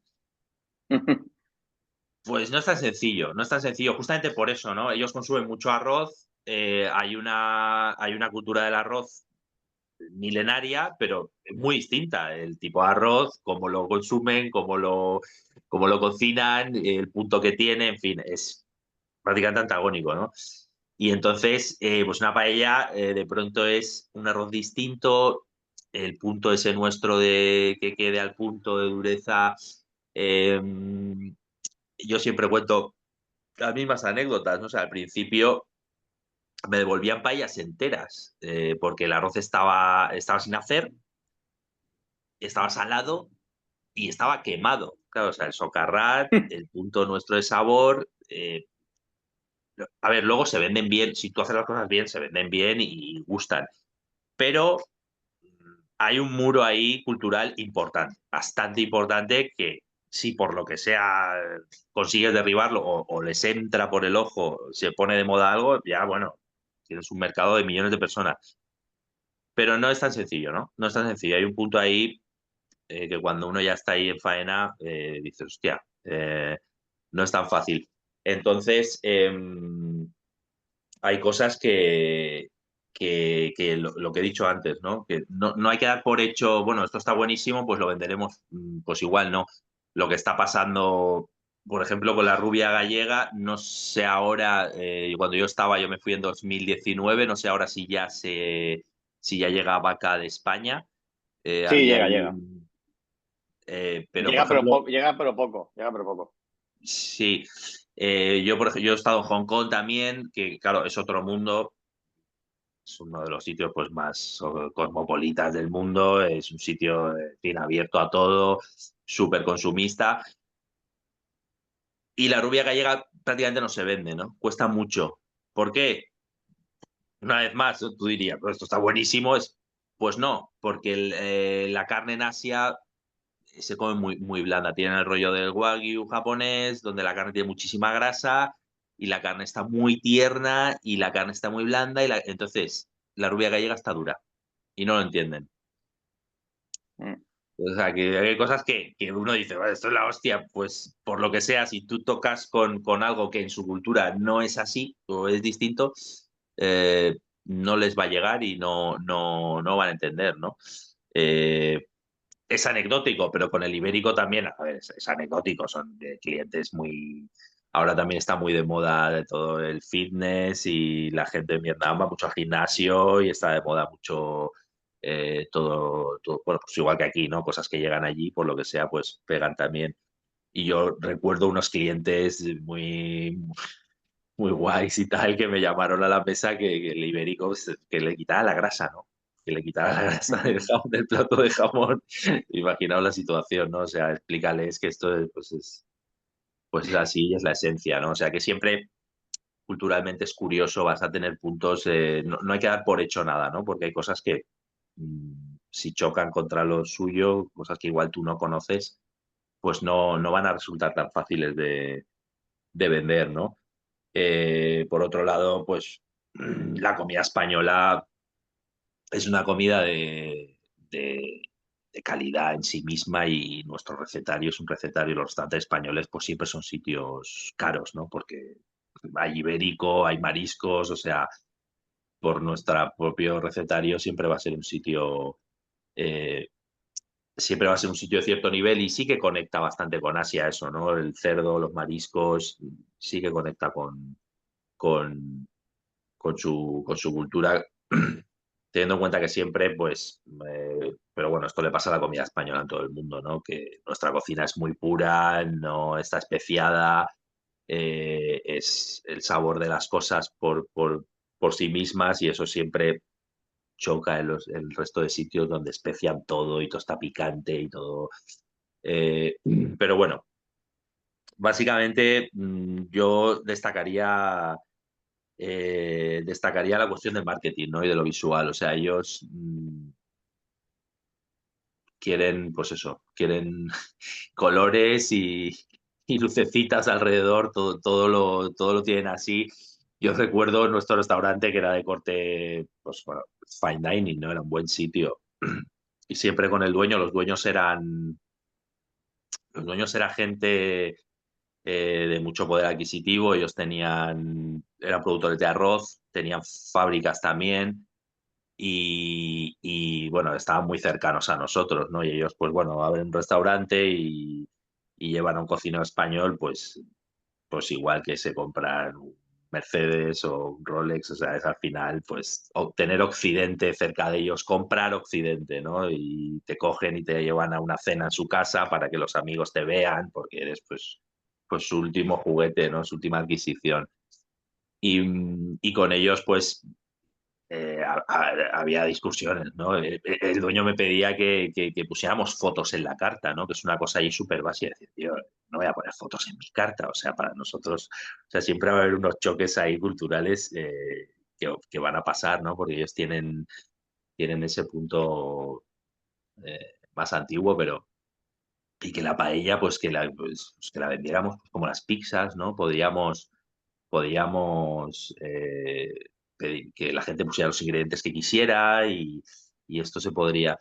eh, la valenciana, por ejemplo, y creo que esto es una cosa es para Valencia esto, ¿no? Lo que estamos hablando hoy. Eh, la valenciana, pues imagínate, ¿no? Cuando empecé a hacer valenciana pura y dura, pues bueno, era impensable porque el sitio tenía cierto nivel, claro, el pollo, un arroz con pollo chicken look chip, ¿no? Chicken, esto no tiene, tío, aquí tiene que haber langosta, tiene que haber cosas.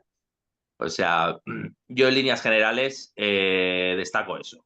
Ah, un país que hay una fachada de modernidad y de hambre por Occidente brutal, que quieren consumir Occidente de todos los sentidos, eh, pero, y que lo hacen efectivamente, pero que cuando uno se mete en faena y está allí, se da cuenta que choca con una cultura antiquísima, muy atrasada a la nuestra, con cosas, fíjate, ¿no? La gastronomía que hay más cultural y que la gente sienta más dentro que la gastronomía, ¿no?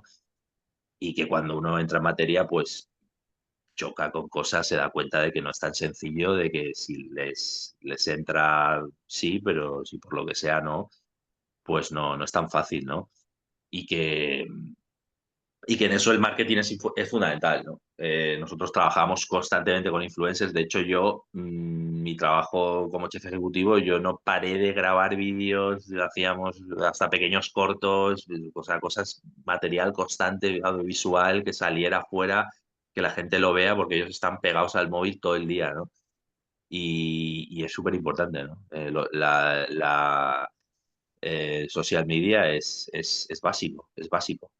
Hay una sociedad, como supongo que Rafa habrá dicho o que sabréis o deberíais de saber, una sociedad súper joven, o sea, hay un ejército de niños y niñas de 18 años que salen cada año al mercado y, vamos, que consumen todo tipo de cosmética, de chocolatinas, de tés envasados que vienen de Corea, que vienen de Taiwán, que ellos tienen siempre como esa referencia, ¿no? Del norte a nivel cultural, Corea, Japón, y que consumen, vamos, si alguien toca ese clic de los universitarios, ahí es una pasada, ¿no? Y, y esa fue mi experiencia, la verdad es que muy interesante, un país con mucho dinero, un país que crece constantemente eh, y donde hay muchas oportunidades, pero que no es tan sencillo, ¿no? Es Javier, una cultura. Javier, ¿utilizabas arroz valenciano para las paellas? Utilizaba arroz valenciano, arroz español por lo menos, valenciano, ya no sé decir si era de Valencia, era bomba, llegaba a bomba, no sé si llegaba de Valencia, llegaba de Andalucía, no te lo sé decir ahora, Mm. pero sí llegaba Pero a no, bomba, no sí. local, ¿no? No local. No No local, no. local. Claro, el arroz suyo es totalmente distinto. Es que no hay arroz redondo directamente. No hay Mm. arroz redondo. Te tenías que ir Sí, pero a... está la variedad japonesa esta que tal. Estaba el truco este, ¿no? Siempre los cocineros Eh, buscamos salidas. Pero entonces el arroz este para el sushi es redondo y se puede hacer algo ahí, pero no. Pero sí, llegaba arroz de España, sí. Por supuesto, el arroz, el aceite, en fin. Muy bien. Yo, yo siempre llevaba aceites gourmet cuando iba y tenía ahí unos aceites así gourmet en el restaurante a la vista, allí donde cortábamos el jamón. Pero ves, esto también, por ejemplo, el aceite tampoco, o sea, sí les gusta, pero tampoco lo valoran como lo puedes valorar tú de Mm, una arbequina 100%, cosas que son para nosotros oro, ¿no? Es algo curioso, lo prueban, pero tampoco alucinan, ¿no? Con esto. ujú, ujú. Muy bien. Y nada, bueno. Luego, como os he dicho, pues estuve en Hong Kong también y bueno, no tiene nada que ver, ¿no? Es muy diferente y ahí se da cuenta uno de lo de lo que es la cultura, que es todo, ¿no? Se ha acordado ahora esto, no sé. Eh, perdón, de lo que es la cultura, que es todo, ¿no? Hong Kong, pues también es Asia. También cuando, cierto, pues, como lo que he contado la rubia gallega y, por ejemplo, las olivas a los chinos no les gustan, ¿no? Es una cosa que me resultó alucinante. Pues por lo que sea, pues ellos tendrán otro tipo de snack o el sabor. Hay cosas que uno no se espera y se encuentra, ¿no? Por ejemplo, el gazpacho es algo que no pueden ni ver, ¿no? Pero ya me ha ocurrido, me ocurrió en el Caribe también y tiene sentido porque ellos toman zumos fríos y dulces, o sea, zumos naturales, ¿no? De lo que sea, ¿no? Papaya, de mango, de todas estas frutas tropicales. Entonces, claro, si tú tomas un jugo frío y azucarado, esa conexión que tú tienes en el cerebro, o sea, eso es tomar un jugo frío y salado, es una cosa como rarísima, ¿no? Entonces, el gazpacho es una cosa como impensable, o sea, no, ¿esto qué es? ¿No? Es una cosa totalmente absurda, ¿no? Eh, y igual que a nosotros, pues allí hay sabores y hay olores que realmente alucinamos, ¿no? Que, pues, son repulsivos, ¿no? En un primer momento, cuando uno los siente por primera vez, el tofu que fermenta, o sea, hay cosas que son una auténtica locura, ¿no? Pues a ellos también les parece, pues con los quesos, por ejemplo, un queso azul, ¿no? El queso también tiene cierta dificultad en entrar, ¿no? Los quesos fuertes, porque para nosotros es una cosa exquisita, pero sí es verdad, claro, que si te paras a pensarlo, pues es una leche fermentada, es un sabor muy fuerte, y si hay gente que no tiene contacto con esto, pues es muy chocante. Pero volvemos al principio lo que hablábamos antes, si por lo que sea se pone de moda, si es un símbolo de ser chic, de tal, pues de pronto pues se vende. O sea, porque hay mucha tontería, ¿no? Que diría yo. O sea, hay Mucho marketing, sí. muchísimo marketing y lo que se pone de moda por lo que sea y suene a Europa, pues de pronto se lleva y se vende un montón, ¿no? O sea que esto es así. Y en Hong Kong, por ejemplo, se pusieron de moda, según tengo entendido, hace 15, 16 años abrió el primer español. Y en Hong Kong hay más de 50 restaurantes españoles ahora. O sea, es una auténtica locura, ¿no? Es una auténtica locura. Se ha convertido en algo casi, pues, básico, ¿no? Igual que hay hindús, hay mexicanos y tal, el español es un concepto más. Claro, Hong Kong es otra historia. Un sitio abierto, con un consumismo brutal y la gente salir a comer y a cenar es básico. Pero igualmente Hong Kong también, como lo que he contado de la rubia gallega o de las olivas, también cuando uno está en faena y rascas un poco, pues también te encuentras con la cultura china que está ahí y que siempre puede haber cosas que tú das por hecho que son maravillosas, pero por lo que sea, pues estás al otro lado del mundo y no les entran, ¿no? Pero bueno, en general, Vietnam es un lugar excitante, la verdad. Es un mercado, como tú bien conoces, Rafa, es un sitio que, sobre todo, en el tiempo que estás allí, pues ese hambre por conocer, ese hambre por Occidente, ese hambre por saber, los chavales que entraban en el restaurante, que entraban para ser barmans o para entrar en la cocina, pues tienen sueños, ¿no? Los notas con que Con hambre. quieren. Pero una cosa brutal, ¿no? Quieren saber, quieren conocer, quieren hacer cócteles nuevos, quieren ser chef, quieren aprender inglés, es una sociedad totalmente hambrienta, ¿no? Y que a nivel de marketing, si uno da con la tecla de entrar ahí, pues la verdad es que es fácil que consuman mucho, ¿no? De lo que les gusta.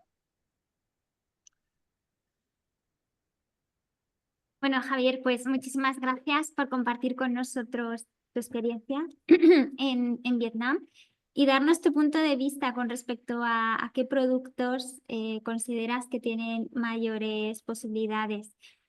Bueno, ya tenemos conectada a Ana Bernal, que es quien nos va a proporcionar el caso de éxito. Ana, si me permites que le haga una pregunta a Javier y seguimos contigo. A ver, Javier, comentabas que no podíamos dar nada por hecho y que muchas veces te esperas una cosa y te encuentras otra. Y hablabas más concretamente de productos como por ejemplo el gazpacho o la paella que considerabas que iba a ser un éxito y luego el resultado era un poquito diferente. Contabas con que les iba a encantar y luego resultó que no tenía una aceptación tan fácil como esperabas. ¿Ha sucedido también algo al revés? Es decir, algo con lo que tú no contaras que podía gustar por el motivo que fuera y finalmente ha tenido un gran éxito. Hombre, bueno, a ver, exactamente al revés, ¿no? Pero, hombre, hay cosas que indudablemente gustan muchísimo, ¿no? Los productos ibéricos, más allá del jamón, todas las piezas de todo el corte, la presa, el secreto, todas estas piezas, eso es una barbaridad porque ellos comen cerdo, comen mucho cerdo y lo comen de una manera muy parecida. Entonces, tener ese cerdo, que es el mejor del mundo, cuando notan el sabor, la textura, pues hay cosas que realmente les alucinan, ¿no? Y luego otra pregunta que me surgía era, bueno, a raíz de lo de la paella, ¿te has visto en alguna ocasión forzado a adaptar? Porque eso es importante, muchas veces tienes que adaptar el producto a las preferencias, a los gustos del consumidor. ¿Te has visto en algunas ocasiones en situación de tener que adaptar o desvirtuar algún producto que no esperabas que tuvieras que hacerlo de forma que fuese aceptado de una forma mejor o más amplia? Sí, claro, con la paella ocurrió porque esto se repetía bastante, lo del punto del arroz, no llegaban a entenderlo, siempre que como que estaba crudo, como... Entonces llegó el punto en el que en el pase, ¿no? En la comanda del restaurante en la que entraba, dijimos a los camareros que escribieran si era occidental o era local y el arroz lo hacíamos un poquito más y lo dejábamos un poquito más húmedo. O sea que sí, eso ocurre con todo prácticamente. Al final tienes que adaptarte al lugar. Mm. Bueno, no sé si alguien más tiene alguna pregunta para Javier, no sé si aquí alguien de los que tenemos presenciales o si no virtual, pues que nos lo deje por el chat y Javier nos la responde. Pasamos por último ahora sí al caso de éxito. Esta mañana contamos con Ana Bernal, que es directora de ventas, bueno, exportación y publicidad en Aceitunas Bernal, que es una empresa centenaria fundada en el año 1900, si no me equivoco, en Callosa de Segura, en Alicante. Se dedica a la elaboración de aceitunas y encurtidos de calidad y en los últimos años ha sido reconocida por el Colegio Oficial de Agentes Comerciales de Alicante con el premio a la excelencia comercial, por lo que tenemos aquí un caso de éxito en mayúsculas. En la actualidad es la cuarta generación, quien además inició las ventas en el exterior y en la actualidad dedica, si no me equivoco, Ana, corrígeme, alrededor de un 30% a la exportación y comercializan en más de 25 países, uno de ellos Vietnam. Muchísimas gracias, Ana, por bueno, estar tan dispuesta a colaborar con nosotros en esta jornada y ponerle así el broche final. Te cedo la palabra, cuando quieras, puedes comenzar. Hola a todos y buenos días. ¿Me escucháis? Ujú. No, como decías, caso de éxito, éxito, éxito. Voy a contar nuestra experiencia. No sé si es éxito o no, pero bueno, nuestra experiencia con Vietnam. Como nos has presentado, nosotros somos cuarta generación de la empresa familiar. Empezó mi bisabuelo, luego mi abuelo, mi padre, que hizo una poda que se llaman las empresas familiares, que es que él dividió la empresa con sus hermanos.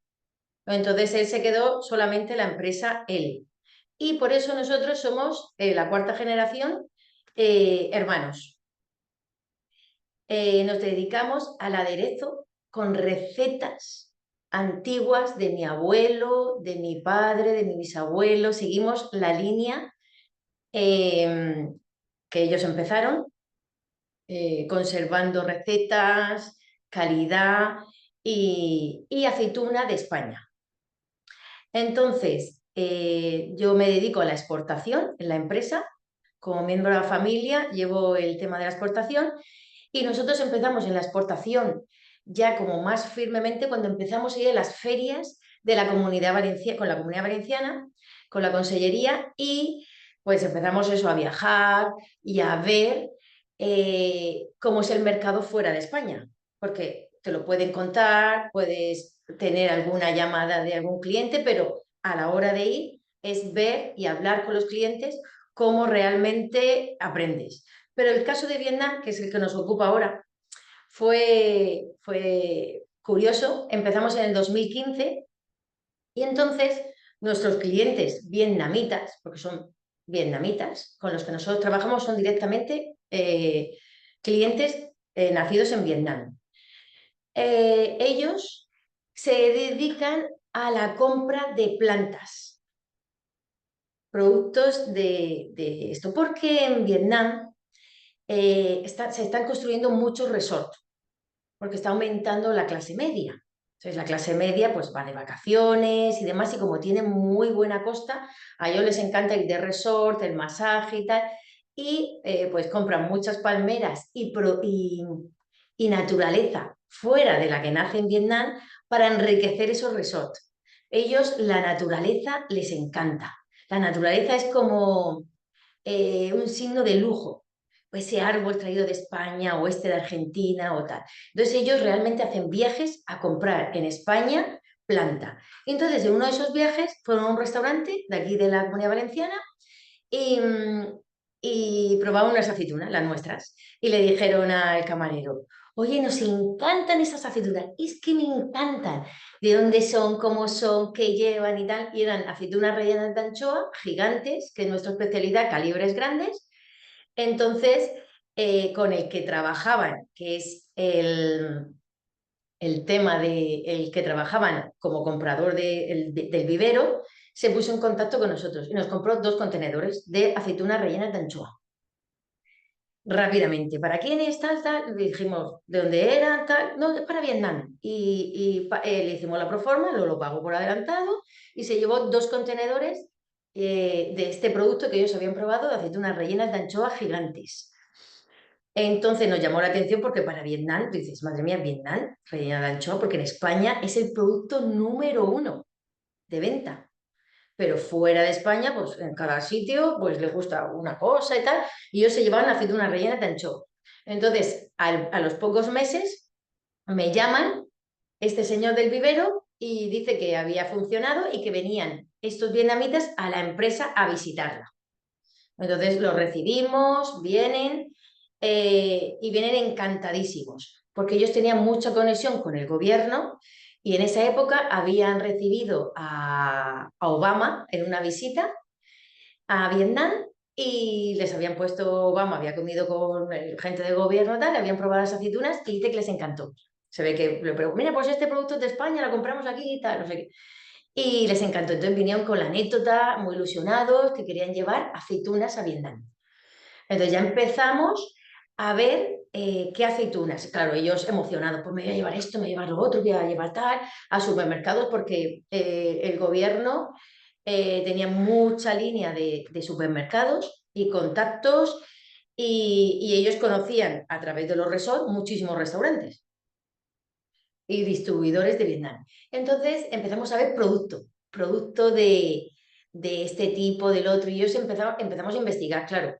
Ellos se llevaban aceitunas de Aragón, aceitunas de España, aceitunas chupadedos, tal, y entonces en envíos fuimos viendo qué aceitunas eran las que más les gustaban y no, porque hay que adaptarse al país. Y nosotros vimos que en Vietnam, por ejemplo, las aceitunas naturales que crecen del árbol natural, esas son muy fuertes para ellos, están más amargas. Entonces, todo lo que sea amargo, nada. Sin embargo, crunchy, como ellos le llaman, que son las aceitunas gordales, y chupadedos, que son unas aceitunas verdes, suaves, que están cocidas en sosa y llevan otro procedimiento, ese les encantó. Sin embargo, otras aceitunas que exportamos, esas como que no le iban.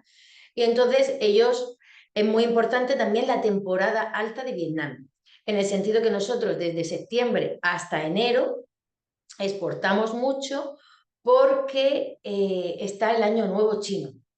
Y ellos celebran el Año Nuevo Chino como un evento importantísimo en el que regalan, se hacen regalos, y hemos hecho unos estuches gourmet muy bonitos en el que tienes las aceitunas representantes de España, las que durante estos años, desde 2015, hemos ido comprobando que funcionaban. Porque claro, si es un producto que no funcione, que envíes, ese producto no va a seguir adelante. Entonces, que nosotros hagamos hincapié, no, es que este producto es el que te tienes que llevar porque no, es el producto que ellos, siendo vietnamitas, estando en contacto con el cliente y recogiendo el feedback, nosotros nos adaptamos. Por ejemplo, ellos se llevan envases muy grandes que nosotros en España o en otros sitios no vendemos, que son medio galones y galones. Se dicen galón porque por tradición se llama así, son envases grandes. Y ellos vinieron con el feedback que el cliente quería ese tipo de envases. Entonces nos hemos tenido que ir adaptando para conocer de qué manera ellos son más productivos allí y tienen más pedidos y venden más.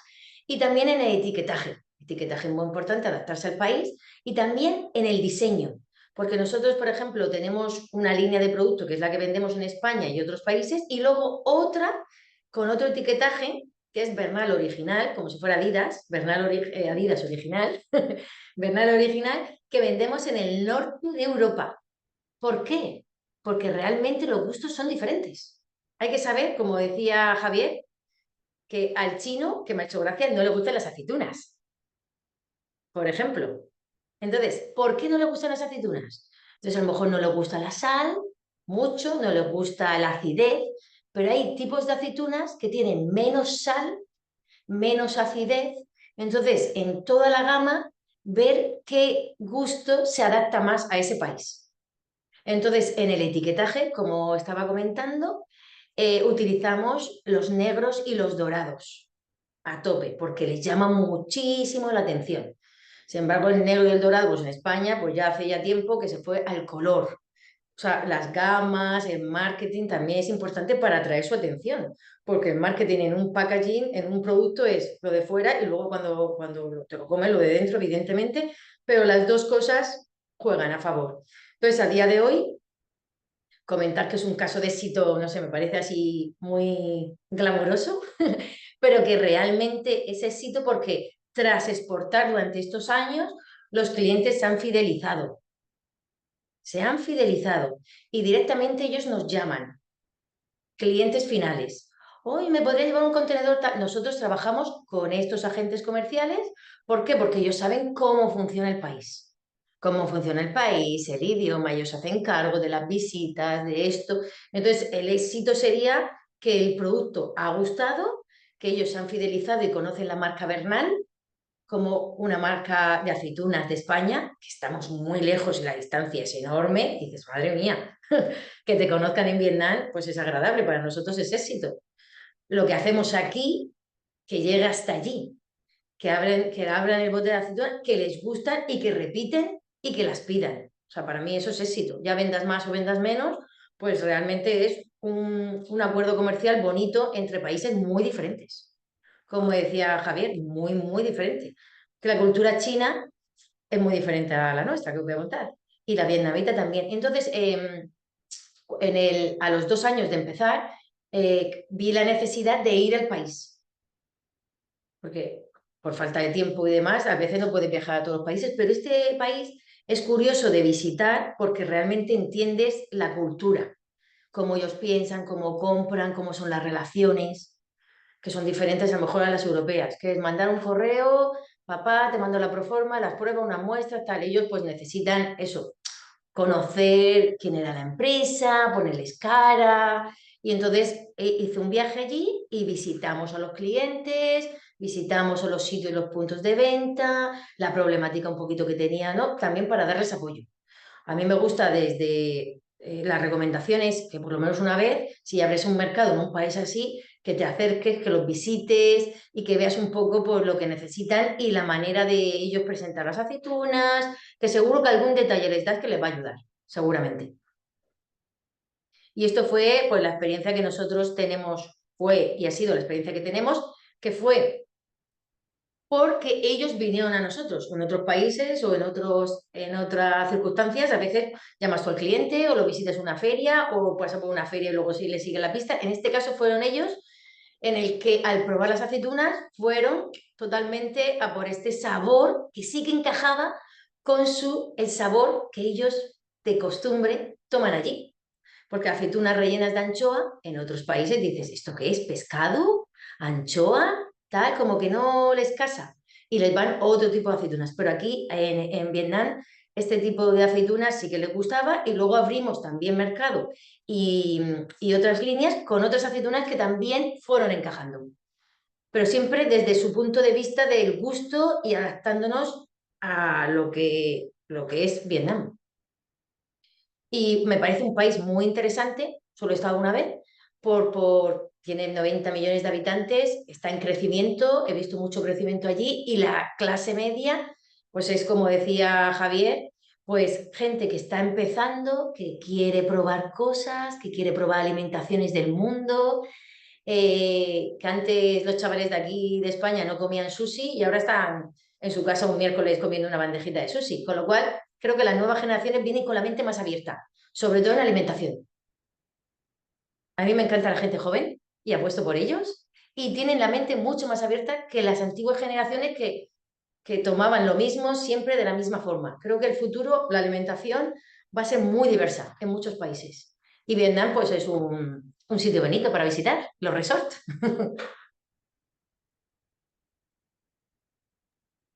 Bueno, Ana, muchísimas gracias por tus aportaciones, por contarnos tu Sí. experiencia. No sé si alguna de las empresas, tanto de las virtuales como de las que tenemos aquí presentes, puede estar interesado en preguntarte algo. Yo sí. Y es, bueno, exportáis a una multitud de países. ¿Qué dirías que es lo que ha hecho a Vietnam diferente para vosotros? A Vietnam diferente. Pues que es un país rápido de solucionar. Hay otros países en los que documentación es necesaria y bastante, como puede ser China, como puede ser Taiwán. Hay otros países que son mucho más fáciles en la documentación, por ejemplo Brasil, Estados Unidos, que parece tan engorroso, tampoco es difícil. Pero sin embargo, Vietnam, China y demás sí que necesita más documentación. Pero bueno, la documentación, como básicamente al final es casi la misma, pues más o menos lo tienes claro. Pero luego lo que es la actitud del vietnamita no es es rápida, es empresarial, es de comercio. Ellos son comerciantes que han sido con China, han sido tal, y valoran mucho las relaciones comerciales y la familia como nosotros, también como España, y son rápidos de actuación. Sin embargo, hay otros países que, por ejemplo, desde nuestra experiencia, lo que es Arabia Saudí, Cuba y demás, las relaciones son más pesadas, ellos son como más en el ajuste de precios y demás, un poco más engorrosos. Sin embargo, Vietnam es más ligero y eso a las empresas pequeñas, familiares como las nuestras, que al final somos la familia la que aprende y lleva la empresa para adelante, es bueno y es ágil, es beneficioso. Muchas gracias, Ana, por tu respuesta. Y bueno, de Gracias. nuevo, doy a los participantes, a los asistentes, la oportunidad de preguntarte cualquier cosa si Sí, sean. será un placer. ¿Cómo? Que será un placer, digo, si tienes alguna pregunta. Muchas gracias. Hay una pregunta en el chat, entiendo que será para Rafael, y dice, ¿sabéis si se ha recuperado el comercio de panga procedente de dicho mercado y en qué medida? Vale, o sea, aquí estamos hablando de importación de panga para España. Hasta donde yo sé, sí, ya está activo de nuevo. Hubo algún problema de sanidad, básicamente, pero sí, hasta donde yo sé, sí. Nosotros nos enfocamos más en la exportación de España a Vietnam, pero insisto, creo que sí. Genial, gracias, Rafael. Si alguien más quiere hacerle alguna pregunta al ponente o a Ana, este es el momento porque ya según programa, pues ya finalizamos. Vamos a dar unos segundos por si alguien se anima a lanzar alguna pregunta y de lo contrario, pues procederemos a despedirnos.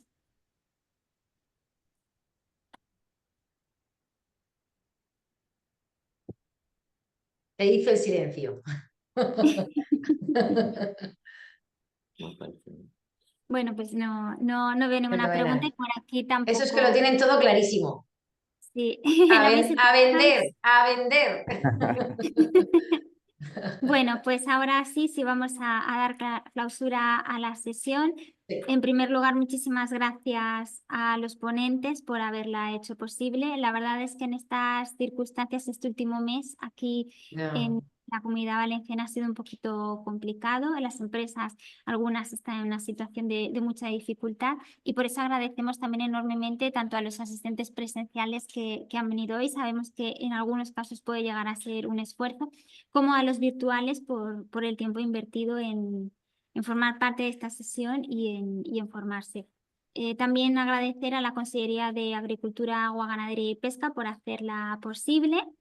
Y por nuestra parte no tenemos mucho más que comentar. En los próximos días os enviaremos a los asistentes un formulario de valoración para nosotros recabar ideas y hacer un análisis de cómo os ha parecido esta jornada y aprender de cara a futuros eventos formativos que ya serán el año que viene. Y si deseáis alguna de las empresas estar en contacto con Rafael o Javier, alguno de los ponentes, pues no dudéis en hacérnoslo saber para nosotros poneros en contacto con ellos y que os puedan ayudar. Y sin más por mi parte, despedirnos y que paséis un buen resto de día. Muchísimas gracias a todos. Gracias. Gracias. Hasta Muchas luego. gracias. Gracias.